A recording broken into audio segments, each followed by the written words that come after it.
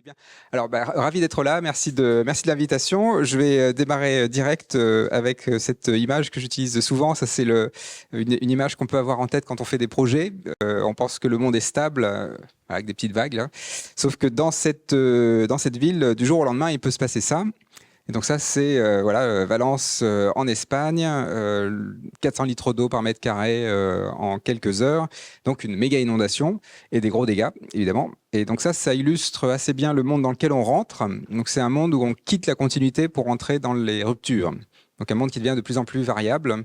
C'est le monde de la polycrise, le monde de la permacrise. Il y a tout un champ sémantique de la variation. Hein. Le monde VUCA, le monde banni, le monde des tempêtes. Enfin bon, il y a tout un champ lexical. Mais en fait, c'est plutôt pour dire que c'est ce qu'il y a en commun dans tous les rapports scientifiques sur le monde qui vient. Ça va devenir de plus en plus variable et on en prend pour 2 ou 3 siècles. Donc c'est quelque chose qui va durer longtemps. Et chaque année, ça va être de plus en plus variable. Donc ça, c'est ce que disent les scientifiques. Mais on peut se demander pourquoi ça nous tombe dessus. Et en fait, si on va chercher une sorte de cristal, une cause profonde à ça, c'est notre culte pour la performance. Le fait qu'en fait, on pense performance du matin au soir. Donc, il faut bien que je définisse la performance. Parce que la performance, au départ, c'est l'art de bien faire, la performance. Sauf que c'est devenu, avec le contrôleur de gestion, la somme de l'efficacité et de l'efficience. Efficacité, atteindre son objectif. Efficience, avec le moins de moyens possible. Et donc maintenant, bien faire, c'est être efficace et être efficient. Et donc, il y a une valeur morale à être performant. Alors, c'est très compliqué, ça, parce que ça veut dire que dans nos vies, on fait de la performance du matin au soir. Comment on sépare les fourchettes et les couteaux, comment on empile les assiettes, la planification des vacances, le trajet domicile-travail. Et donc, tout ça, là, l'électronique, un lotissement, vous voyez, c'est la même géométrie parce que c'est la même rationalité de la performance. Il faut vraiment s'en rendre compte à quel point, même cet amphithéâtre est soumis. L'organisation est soumise à l'injonction de performance. Alors, est-ce que c'est un problème, finalement, d'être dans la performance comme ça? Alors, c'est toujours pareil, c'est une question de seuil. À partir d'un moment, ça devient un poison. Et alors, le poison, on l'a vu en 2020, c'est notamment la pandémie de Covid.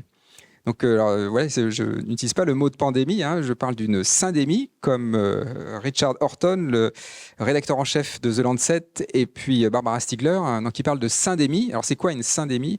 Une syndémie, c'est une maladie du système. En fait, nous avons tellement tout suroptimisé que tout craque. Et en fait, si on réfléchit bien, SARS-CoV-2, donc ce fameux virus de la période Covid, SARS-CoV-2, c'est un virus extrêmement banal. Il y a peut-être certainement un peu bricolé, mais c'est grosso modo un coronavirus. Donc c'est un virus du rhume, quoi. Voilà, c'est pas rien d'extraordinaire. Alors carabiné, mais le virus lui-même, il n'est pas extraordinaire. Ce qui est extraordinaire, c'est nous, les sociétés humaines.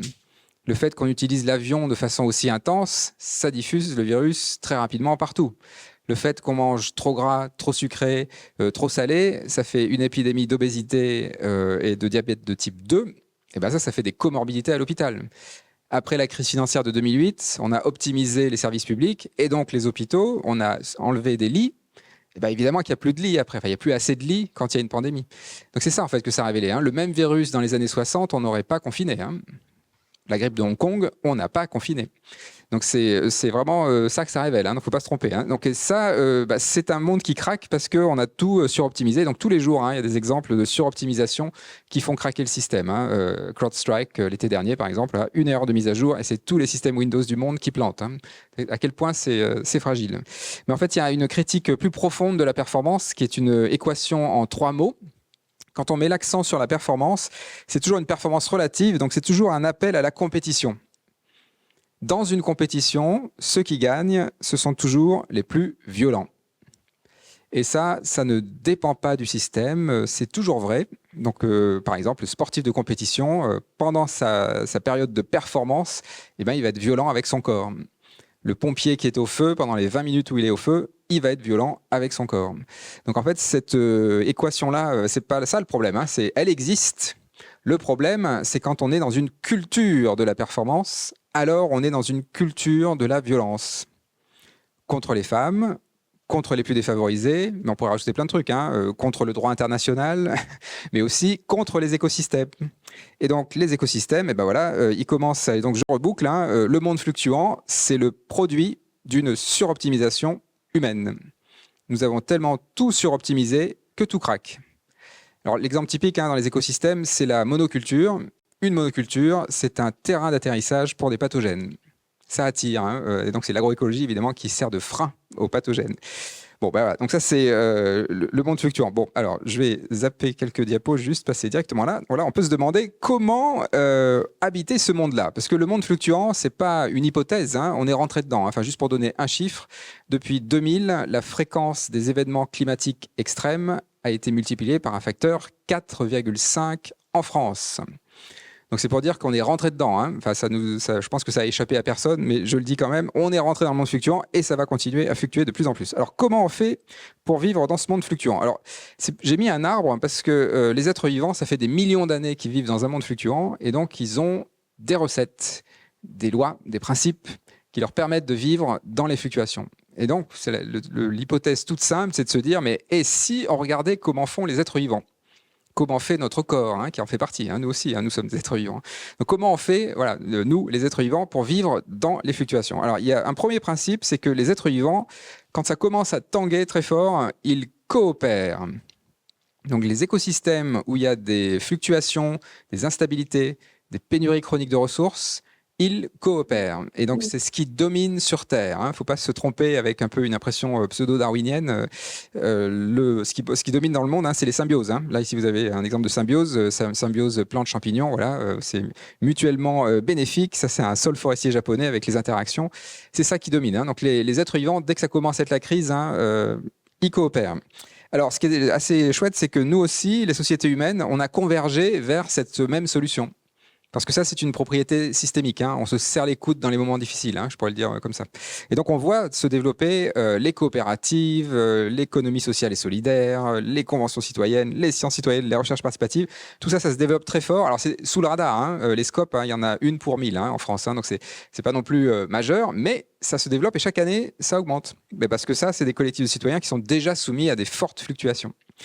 Alors, je pourrais m'arrêter là, pour me dire, voilà, c'est ce qu'il faut faire, en fait. Dans les fluctuations, on coopère. Alors, petit problème, c'est que parmi toutes les formes de coopération qu'on a inventées, on a inventé la coopération numérique. La coopération numérique, c'est quoi? C'est une forme de coopération qui s'est hybridée au culte de la performance. Et donc, c'est une forme de coopération extrêmement performante. C'est qu'on peut avoir accès à plein d'informations immédiatement dans le monde entier, voilà, instantanément. Ça, c'est les câbles Internet sous-marins. Et qu'est-ce qui se passe dans ces cas-là? En fait, quand on hybride le culte de la performance avec la coopération, la performance prend le dessus. Et donc, cette forme de coopération numérique écrase les autres formes de coopération territoriale. Quand vous voyez le mot coopération quelque part, les gens, en général, sortent les écrans. C'est absolument dingue. C'est-à-dire que maintenant, la coopération doit être filtrée par le numérique. C'est assez dingue. Donc, qu'est-ce que ça veut dire, ça? En fait, c'est plus de la coopération. Ça, c'est de l'addiction. Donc, voilà, ça canalise, en fait. De la coopération qui devient très performante, en fait, ça canalise parce que la performance a pris le dessus. Et donc, voilà, il n'est plus rare de voir des enfants qui passent 12 heures par jour devant un écran. Là, on n'est plus du tout dans la coopération, on est dans l'addiction, pure et simple.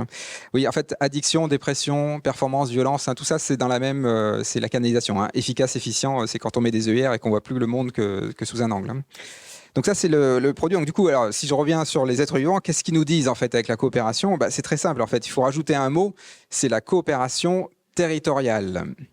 C'est ça que font les êtres vivants quand ça tend. Coopération territoriale. En fait, la coopération doit se réaliser dans l'espace. Où vous êtes, quoi. C'est ça, la coopération. C'est pas dans la datasphère que va ça. Ça peut se passer un peu dans la datasphère, mais c'est secondaire. Il faut d'abord que ce soit dans le territoire, avec des vrais gens en physique, quoi. Voilà. Et donc, juste pour le dire d'une autre façon, quand les êtres vivants manquent de temps, quand il y a urgence, les êtres vivants n'accélèrent pas. Ils densifient leurs interactions avec leur territoire. C'est ce que je dis souvent, c'est qu'on est tous et toutes des êtres vivants. On évolue dans un espace à 4 dimensions. Si on manque de temps, il nous reste les 3 dimensions de l'espace. Donc c'est là que ça se passe.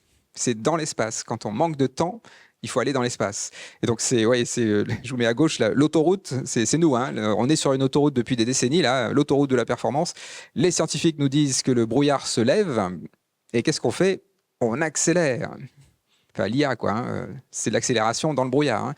bah, évidemment que ça n'a pas très bien marché. Donc voilà, il faut plutôt se reconnecter, se relier à son territoire, donc humain comme non humain. Et c'est comme ça, en fait, si je vous le dis différemment, la coopération territoriale ouvre le temps long. Et c'est comme ça qu'on répond au manque de temps. Alors ça, c'est la première leçon du vivant, qui est plutôt joyeuse, hein, que finalement, voilà, on va coopérer dans son territoire. Alors c'est quand même un peu juste, et donc c'est pour ça que je repose ma question. Comment habiter le monde fluctuant? Est-ce que ça suffit de coopérer territorialement? En fait, non. Il faut rajouter un autre principe du vivant qui est encore plus important, qui est encore plus au cœur du vivant. Et ce principe, c'est le principe de robustesse. La robustesse, c'est maintenir le système stable et viable malgré les fluctuations. Donc le vivant est un livre ouvert de robustesse parce que tous les êtres vivants sont robustes. Tous ceux qui ne sont pas robustes ont disparu. L'évolution sélectionne les êtres vivants qui sont robustes, ceux qui sont stables et viables malgré les fluctuations. Alors, il y a plein d'exemples dans le monde vivant. Hein. Si je reprends mon arbre, un arbre dans le vent, il est stable malgré les fluctuations, mais il est aussi viable malgré les fluctuations. C'est qu'il est capable de vivre la gelée hivernale, enfin, ou les gelées hivernales, les sécheresses estivales, enfin plein de choses, quoi, des changements de température, etc. Mais, voire même la foudre. Hein. Donc, c'est pour dire à quel point les êtres vivants sont viables malgré les fluctuations. Alors, ce qui est assez incroyable là-dedans, c'est que quand je dis ça, en fait, c'est extrêmement trivial, hein, parce que comment on fait pour habiter un monde fluctuant? Il faut être robuste. C'est la définition de la robustesse. Quand ça fluctue, il faut être robuste. Ce qui est beaucoup plus intéressant, c'est de voir comment font les êtres vivants pour être robustes. Et c'est là où c'est dans le titre. Les êtres vivants sont robustes parce qu'ils ne sont pas performants. Alors, c'est là qu'on a un truc, là. Hein. Vous voyez, la culture, là, elle commence à... Il y a une petite fêlure, disons, dans notre culture. Les êtres vivants nous disent, bah oui, pour être robuste, il faut pas être efficace, il faut pas être efficient. Il faut garder des marges de manœuvre, il faut mettre du jeu dans les rouages. Ça, c'est pas du tout de la performance. C'est le contraire de la performance. Alors, c'est pas pour dire qu'il y a pas zéro performance chez les êtres vivants. Hein. C'est pas ce que j'ai dit. Hein. Il y a des moments de performance chez les êtres vivants. Mais c'est très, très, très secondaire. Ce qui vient en premier, c'est la robustesse. Les êtres vivants sont robustes avant d'être performants. Et nous, les sociétés humaines modernes, on est performants avant d'être robustes. C'est pour ça que ça craque chez nous. Hein. Alors ici, là, vous avez des mots. Là, ça, c'est des mots qu'on trouve quand on analyse des systèmes vivants. Donc n'importe quel système, un réseau métabolique, un réseau physiologique, un réseau de neurones, un réseau d'écosystèmes.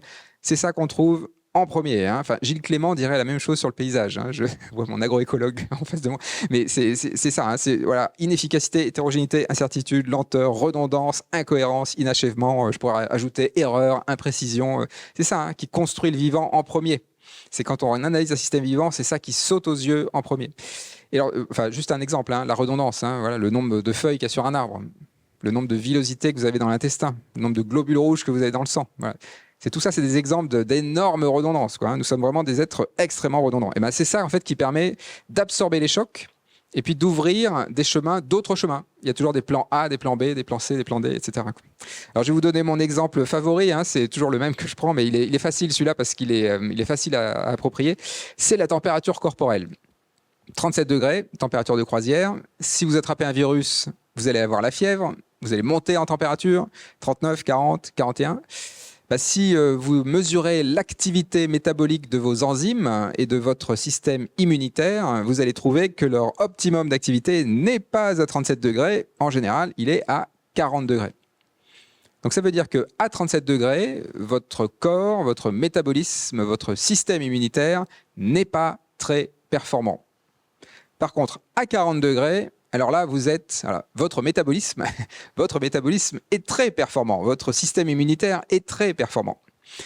Et vous voyez le truc, c'est qu'à 40 degrés, vous avez boosté la performance de votre système immunitaire pour décaniller le pathogène de passage. Mais vous avez gardé des marges de manœuvre. Si vous étiez à 40 degrés tout le temps, vous n'auriez plus aucune marge de manœuvre en cas de fluctuation. En fait, si je vous le dis différemment, à 37 degrés, donc c'est la température dont vous allez faire l'expérience à peu près toute votre vie. Vous allez passer la plupart de votre vie à 37 degrés. Ça, c'est ce qu'on pourrait appeler le mode dégradé, qui est le mode robuste. Et vous allez passer quelques jours dans votre vie à 40 degrés, qui est le mode performant, mais fragile. Parce qu'à 40 degrés, pourquoi on est si fatigué à 40 degrés? Parce que nos enzymes qui tournent tellement vite, elles sont en train de faire un burn-out. Elles sont en train de se cramer.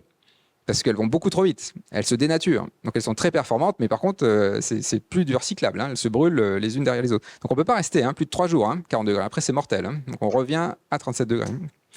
Voilà, donc il y a plein d'exemples comme ça, et c'est toujours pareil. C'est la robustesse d'abord, la performance après. Alors du coup, pour nous, société humaine, là, qui sommes on est en train de rentrer dans un monde très fluctuant, et ce que ça nous donne, ce petit message là du vivant, ou peut-être ce grand message du vivant, c'est une révolution culturelle.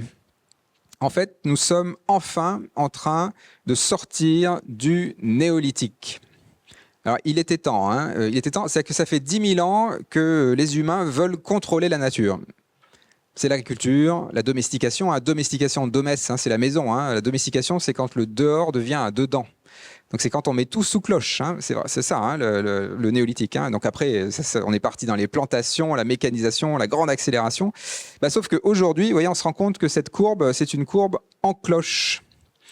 Plus on augmente les performances et plus on menace la viabilité de l'humanité sur Terre. En fait, c'est assez simple. Plus on augmente la performance et plus on induit un burn-out des écosystèmes. Les écosystèmes sont essorés par notre performance. Juste pour vous donner un chiffre, en 50 ans, on a perdu 70% des animaux vertébrés sur les continents. Si je vous disais qu'on a eu une grande guerre pendant 50 ans et qu'on a perdu 70% des humains, ce serait choquant. Nous, les humains, on n'a pas fait ça pour une seule espèce. On a fait ça pour toutes les espèces d'animaux vertébrés. Les reptiles, les batraciens, les mammifères, les oiseaux. C'est quand même hallucinant. Il faut se rendre compte, ça, c'est le coût de notre performance. Donc, évidemment que le futur du progrès, ce ne sera pas des gains de performance. C'est pas que je suis devin, c'est juste que c'est physiquement impossible. C'est un progrès sans humain, si ça continue dans la performance. Je pourrais le dire comme ça. Donc le progrès de l'humanité ne peut pas se faire avec plus de performance. Donc du coup, c'est quoi le futur du progrès ? C'est là qu'il y a la bascule. Hop, voilà, le progrès, on change d'axe. Il va falloir augmenter la robustesse. Dans un monde qui devient de plus en plus fluctuant, il faudra être de plus en plus robuste. Oui, je ne fais qu'endosser le fait scientifique. Là, Le monde devient fluctuant, il faut être robuste. Pour être robuste, il faut trouver un nouveau compromis avec la performance. Mais oui, le point important, c'est que c'est sur 2 axes différents. Parce qu'on ne peut pas être très performant et très robuste. Ça, c'est physiquement impossible. Quand on est très performant, on s'est très canalisé, on est dans un silo, voilà, on est hyper efficace, hyper efficient, très adapté, très peu adaptable. Quand on est très robuste, on diversifie, on explore, on expérimente, on est très adaptable, mais donc très peu adapté. Ou en tout cas moins adapté. Donc vous voyez, c'est un changement comme ça. Alors ça, à vrai dire, il n'y a pas vraiment de question là-dessus. Là, je fais que du fait scientifique. Là où on peut on peut commencer à avoir une discussion, c'est est-ce que c'est crédible ?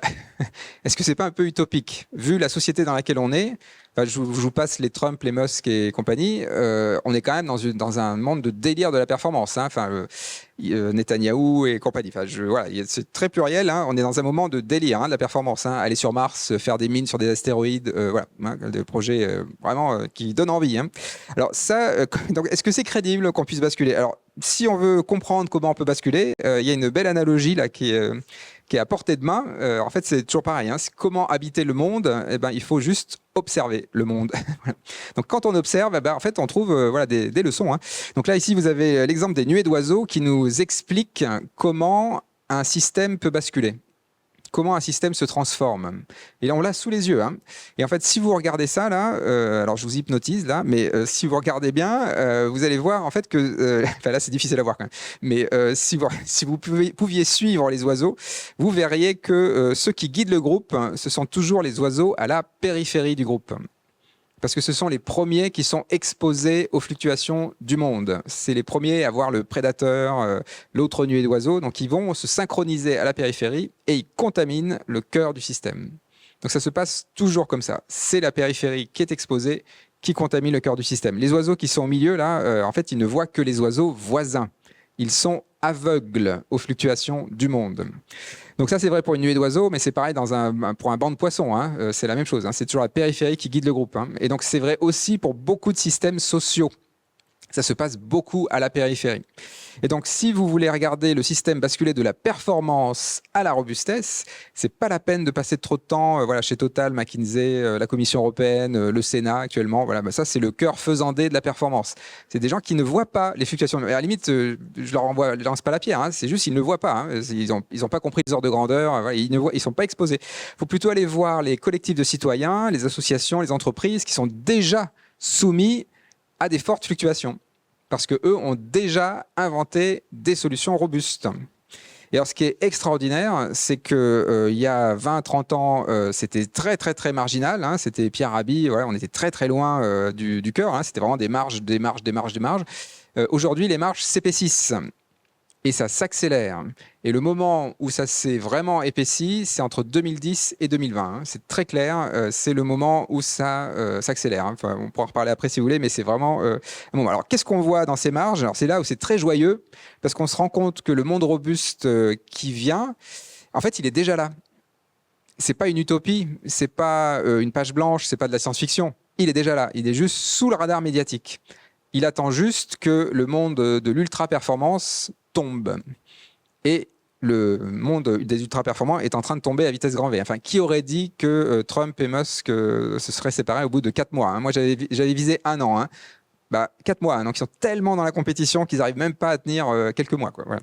Donc, ça tombe très vite. Hein. Voilà. Mais c'est aussi Boeing, c'est Evergrande, enfin, voilà, Stellantis. Voilà. Il y a plein de boîtes comme ça qui sont soumises à des grosses fluctuations et qui n'ont pas compris. Quoi.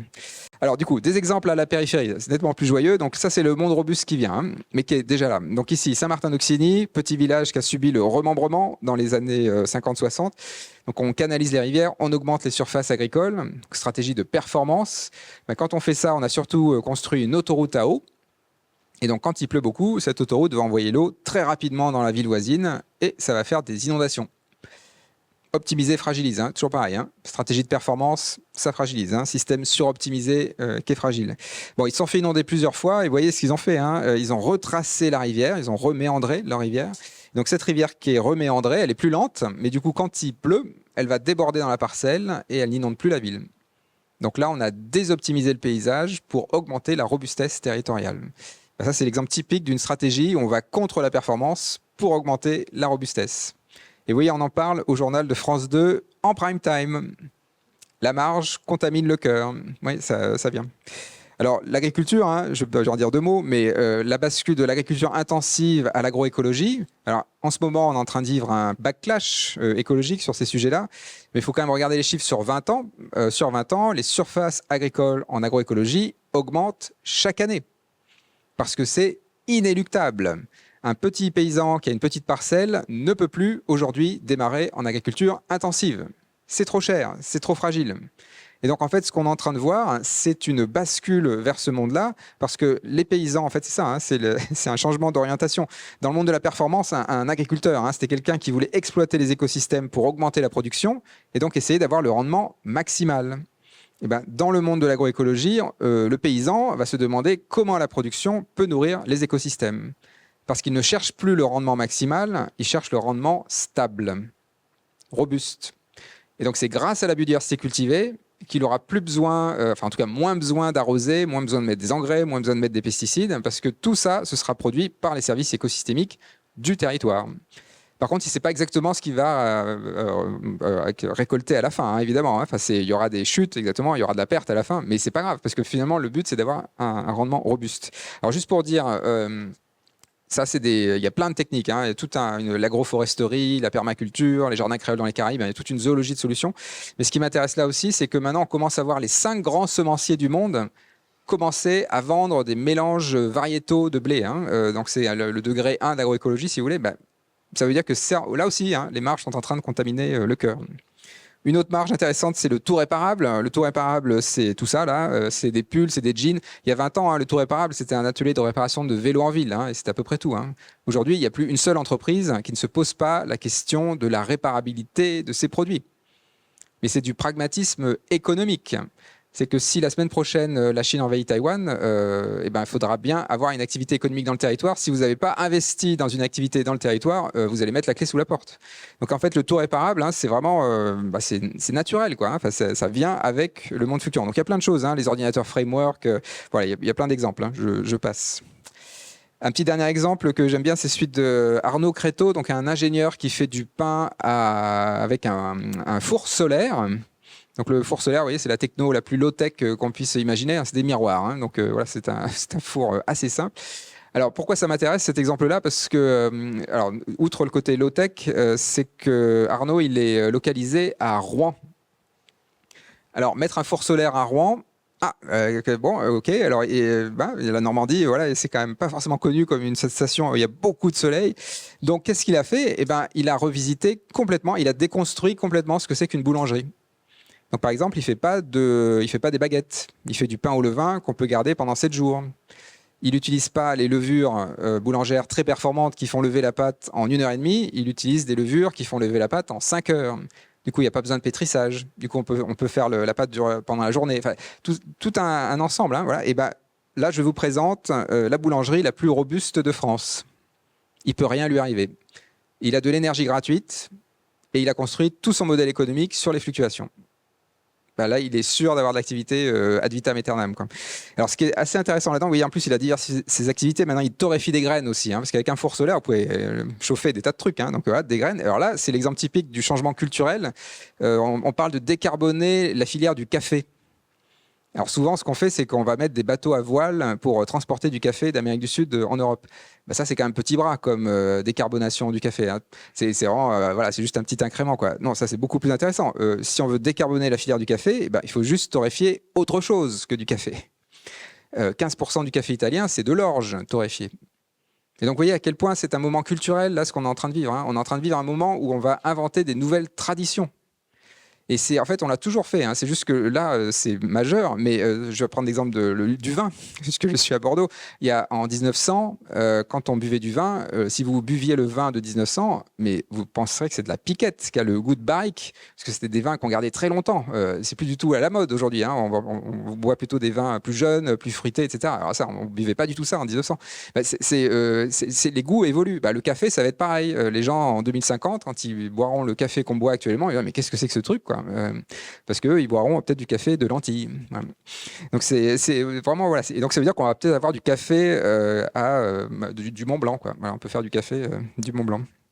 Ok, alors du coup, les nouveaux ingénieurs, ça inverse plein de choses. Hein. Vous voyez, cette bascule de la performance à la robustesse, et notamment ce que c'est qu'un ingénieur. Parce que l'ingénieur, il est quand même clé dans ce monde de la performance. Hein. L'ingénieur, hein, c'est un mot de la fin du Moyen-Âge. Hein. C'est quelqu'un qui fait des engins de guerre. Toujours pareil, hein, performance, violence, hein, ça marche à tous les coups. Et donc l'ingénieur, on lui demande de faire de la performance via des délégations techniques distantes. Bon, ben ça c'était le vieil ingénieur, hein, j'ai envie de dire. Hein. Aujourd'hui, on va demander aux ingénieurs de développer des solutions robustes. Et donc des solutions robustes, c'est quoi? C'est de la technodiversité et on vise l'autonomie technique des citoyens. Alors là, c'est quasiment du Ivan Illich dans le texte. Hein. C'est-à-dire qu'en fait, avant, on faisait des technologies qui étaient aliénantes, où on éloignait le citoyen de la technologie. Et là, on fait des technologies émancipatrices, des outils conviviaux. Où en fait, il faut que les citoyens soient capables de réparer, d'adapter toutes les solutions techniques du territoire. Et on ne cherche pas la meilleure solution, on cherche surtout à faire un plan A, un plan B, un plan C, un plan D, technodiversité, pour avoir de la robustesse. Donc oui, c'est très joyeux. C'est ça qu'il faut dire aux élèves ingénieurs qui désertent. Hein. On a besoin d'eux, mais par contre, ils vont changer complètement de métier. Hein. C'est la même science, c'est un métier complètement différent. Hein. Voilà, c'est ça qui se passe. Alors aussi, cette diapo me permet de dire un point important, c'est de dénoncer le hold-up du XXe siècle. Un hold-up du XXe siècle, mais à mon avis, c'en est un majeur. Hein. Le hold-up du XXe siècle, c'est de nous avoir fait croire que le monde de la performance était technophile. Il faut juste prendre une seconde de plus et on se rend compte que le monde de la performance est profondément technophobe. C'est le contraire. Hein. Qu'en fait, dans le monde de la performance, quand on fait des nouvelles technologies très performantes, elles écrasent les technologies plus anciennes. C'est technophobe. Et en plus, à chaque fois qu'on augmente la performance des technologies, on éloigne les citoyens de la technologie. C'est doublement technophobe. Dans le monde de la robustesse, c'est technophile, évidemment. Parce que si on fait des nouvelles technologies et qu'elles sont robustes, on les garde. Mais c'est pas pour ça qu'on arrête de faire des maisons en terre crue. On garde aussi. On garde tout, parce qu'on a besoin de technodiversité. Et en plus, on veut que les citoyens réparent, adaptent dans leur territoire. Donc c'est technophile. Ouais, on réconcilie Ivan Illich et la technique là, avec ça.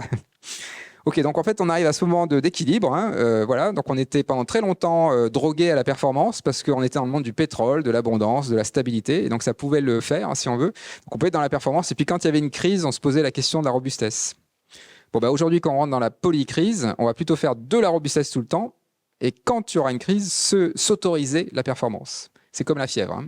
Ou comme le pompier qui va au feu. Hein. Le pompier qui va au feu, quand il va au feu, il ne fait pas une approche participative pour savoir qui va y aller. Hein. C'est du pouvoir, de la performance efficace, efficient. Hein. Le moment de l'incendie, c'est de la performance. Tout le reste du temps, le pompier, il dort, il s'entraîne, c'est de la robustesse. Hein. Oui, c'est cet équilibre-là. Ok, alors je vais terminer parce que je suis déjà un petit peu long. Juste pour donner quelques clés, juste 3 clés pour habiter ce monde-là. Et donc, encore une fois, hein, moi, je suis convaincu que le monde qui vient est nettement plus joyeux que le monde qu'on quitte. Parce que le monde de la performance, c'était le monde de l'autoroute, où on voulait aller encore plus vite à la destination. Bah non, la robustesse, au contraire, hein, on va rencontrer plus de monde, c'est beaucoup moins solitaire, et surtout, on ne sait pas exactement où on va. Donc en fait, c'est ouvert, les jeux sont ouverts, quoi. Donc c'est quand même, à mon avis, plus joyeux. Et donc du coup, un outil pour rentrer dans ce monde-là, c'est le stress test. Par rapport à l'indicateur de performance, hein, le KPI dans l'industrie, les notes à l'école, tout ça. Donc, tous ces indicateurs de performance font l'hypothèse du monde stable. Hein. Le mot indicateur, ça ne marche que si le monde est stable. Qu'est-ce que ça indique si ça change tout le temps? Alors, en fait, le stress test est un outil dynamique adapté à un monde dynamique. Donc, un stress test, c'est tout simple. Vous faites une hypothèse. L'année prochaine, il y a un virus qui éteint Internet pendant 6 mois sur toute la planète. Ça nous pend au nez, ça va arriver. Bah, qu'est-ce que ça change à nos activités? Est-ce qu'on a des moyens de rebondir? Est-ce qu'on a d'autres activités? Est-ce que d'un seul coup, on se rend compte qu'on a d'autres compétences que de juste être derrière un écran? Enfin, voilà, plein de choses intéressantes. Un autre stress test, c'est l'année prochaine, le pétrole est 50% plus cher, par exemple. Qu'est-ce que ça change à mes activités? Qu'est-ce que ça à mes choix, finalement? Donc, quand vous faites ces stress tests, vous allez voir, si vous le faites sérieusement, vous allez augmenter les marges de manœuvre. Et le jour où il y a une vraie crise qui arrive, puisque vous avez augmenté les marges de manœuvre, vous la passerez très bien. En fait, le risque, c'est incroyable. Le risque fait peur seulement dans le monde de la performance. Parce qu'on a tellement tout suroptimisé qu'on ne peut pas se permettre le moindre grain de sable. C'est pour ça que le risque fait peur. Mais dans le monde de la robustesse, le risque ne fait pas peur. On a réenchanté le risque, puisqu'on a tout construit sur le monde fluctuant. Enfin, Arnaud Créteau, avec sa boulangerie solaire, il n'a pas peur du risque, parce que de toute façon, c'est tout construit sur les fluctuations. Il y a plein de boîtes dans le coin là, qui font ça, d'ailleurs. Donc c'est vraiment en train de se développer très fort. Donc là, vous avez Tumult, là, c'est un jeu de la métropole de Lyon qui accompagne les entreprises pour faire des stress tests. Donc c'est juste pour dire à quel point ça rentre dans la culture commune.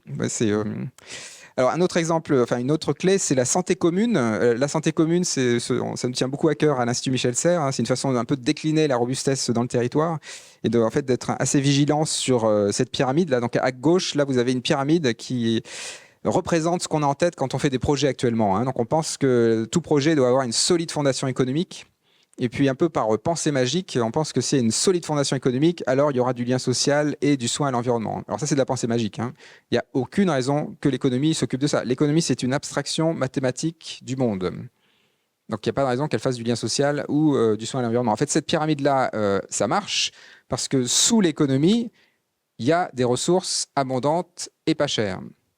Le rôle de l'économie, c'est de gérer l'abondance des ressources. 1 litre de pétrole coûte moins cher qu'un litre de jus d'orange aujourd'hui. Donc c'est pour ça que ça marche encore. Le jour où ça devient plus cher, plus rare, plus instable, plus fluctuant pour des tas de raisons, géopolitiques ou autres, ça marche plus. Donc qu'est-ce qu'on fait? On bascule. Voilà, on bascule dans cet autre monde où la fondation de tout projet, c'est le soin au milieu naturel. C'est comme ça qu'on atterrit, littéralement. Soin du milieu naturel. Si on prend soin du milieu naturel, évidemment qu'on le fait de façon collégiale, donc ça va faire du lien social. Là, vous voyez, c'est pas de la pensée magique, ça génère le lien social. Et s'il y a du lien social, alors ça crée des expertises, alors ça crée des modèles économiques.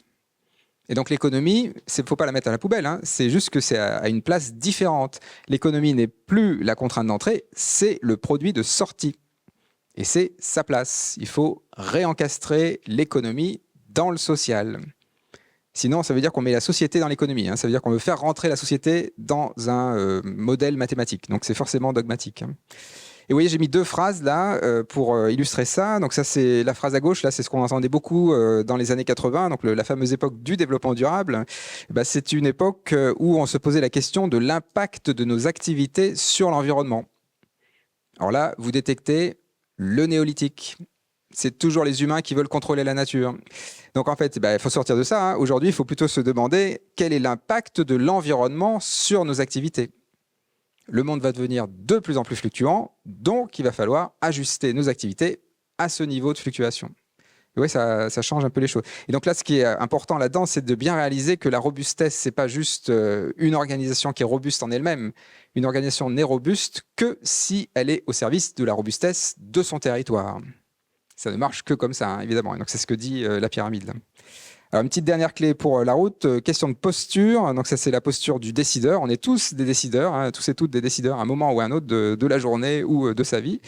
Alors là, à gauche, vous avez le décideur dans le monde stable, abondant en ressources. Donc c'est plutôt un meneur napoléonien qui va dire je veux et je sais comment faire. Et donc ça, c'est pas très grave, c'est le dictateur, ça. Donc le dictateur éclairé ou non, mais c'est un dictateur. En fait, c'est quelqu'un qui va vraiment mener ses troupes et qui va se planter. Un jour ou l'autre, il va se planter. Mais c'est pas grave parce que vu qu'il y a plein de ressources ailleurs, le filet de sécurité, c'est l'abondance de ressources dans le milieu. Donc ça peut tenir dans un monde stable, abondant en ressources. Dans un monde instable, en pénurie chronique de ressources, évidemment qu'on change. Le décideur, ça devient un facilitateur, une facilitatrice qui dit « j'ai envie et je ne sais pas comment faire ». Donc c'est l'inverse. Oui, c'est subtil, mais je veux, ça veut dire que j'exclus tout le monde. Si je dis « j'ai envie », j'inclus tout le monde. Ouais, c'est subtil, ça c'est du vouloir, ça c'est du désir. C'est le contraire. Et puis quand on dit « je ne sais pas comment faire », ça veut dire qu'on se met en posture d'humilité et donc on laisse de l'espace aux autres. Ça va fédérer, ça va mobiliser un collectif. Et ça, c'est robuste. C'est même robuste à l'absence du décideur. Si le décideur n'est plus là, ça continuera à se déployer, à se propager. Donc ça, c'est voilà. On va voir. Alors c'est toujours pareil. C'est pas du 0-100%. Il y aura toujours des meneurs dans le monde de la robustesse, mais il y en aura beaucoup moins.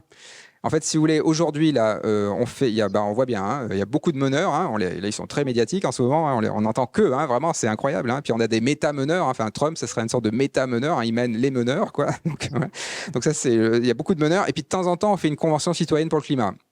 Facilitation. Dans le monde qui vient, on fera beaucoup de facilitation, ça sera complètement dans la culture commune. Dans les écoles, ce ne sera pas des écoles où les profs apportent des réponses, ce sera des profs qui posent des questions et ce sont les élèves qui vont chercher les réponses. Donc ce sera de la participation dès l'âge scolaire. Donc on aura une vraie culture de la participation. On ne fera pas un référendum tous les 10 ans, il y aura une culture du référendum. Donc ça, c'est de la participation. Et de temps en temps, il faudra trancher. Et là, on aura besoin d'un meneur. Ou d'une meneuse d'ailleurs. Mais voilà. C'est un autre équilibre. Ok, je m'arrête là juste pour dire qu'il y a plein de structures d'organisations qui commencent à embarquer sur la robustesse, donc des entreprises, des associations, des territoires. Toute la Belgique francophone a décidé de mettre dans sa vision 2030 la robustesse, et c'est tout. Donc c'est assez intéressant. Donc il y a plein de territoires écoles qui vont être intéressants à regarder. Mais mon appel ce soir, en fait, c'est tout simple. C'est créer votre communauté apprenante sur la robustesse. C'est comme ça qu'on transforme. C'est que c'est pas un expert de la robustesse qui va vous dire quoi faire. Ça, c'est de la solution clé en main, performante, qui ne transforme pas. Parce que c'est une béquille. Si vous dépendez d'un expert, ça ne transforme pas. Donc, il faut plutôt créer votre communauté apprenante. Donc, ça veut dire dans vos collectifs, dans vos associations, dans vos entreprises, dans votre métropole ou je ne sais pas où, 5, 6, 10 personnes qui ont un projet, qui veulent le rendre plus robuste. Vous vous réunissez, vous travaillez la notion de la robustesse, vous faites passer des tests de robustesse sur vos projets, sur vos questions, vous avez des solutions complémentaires et à la fin, vous avez non seulement enrobusté vos projets, mais vous avez essaimé. Vous avez transformé le territoire. Et donc là, il se trouve qu'il y a une plateforme qui a été créée par Gatien Bataille et Laurent Marceau, qui s'appelle donc larobustesse.org. Vous avez accès à, donc c'est tout en accès libre, des posters, si vous voulez habiller une pièce comme ça, avec quelques posters, des cahiers, des écrits, des méthodes. Et donc, c'est pas prescriptif, c'est juste pour lancer le truc. Après, chacun a fait son chemin. Voilà. Et donc, voilà, vous avez des ressources là pour vous lancer. Et puis, donc, une autre façon de creuser, évidemment, et je termine là-dessus, avec les bouquins. Donc, peut-être le petit tract Gallimard qui a déjà été cité. Donc, c'est un petit texte de 60 pages, texte d'intervention. Alors, c'est difficile pour un scientifique d'écrire un texte comme ça parce qu'il n'y a aucune référence. C'est que des punchlines, grosso modo.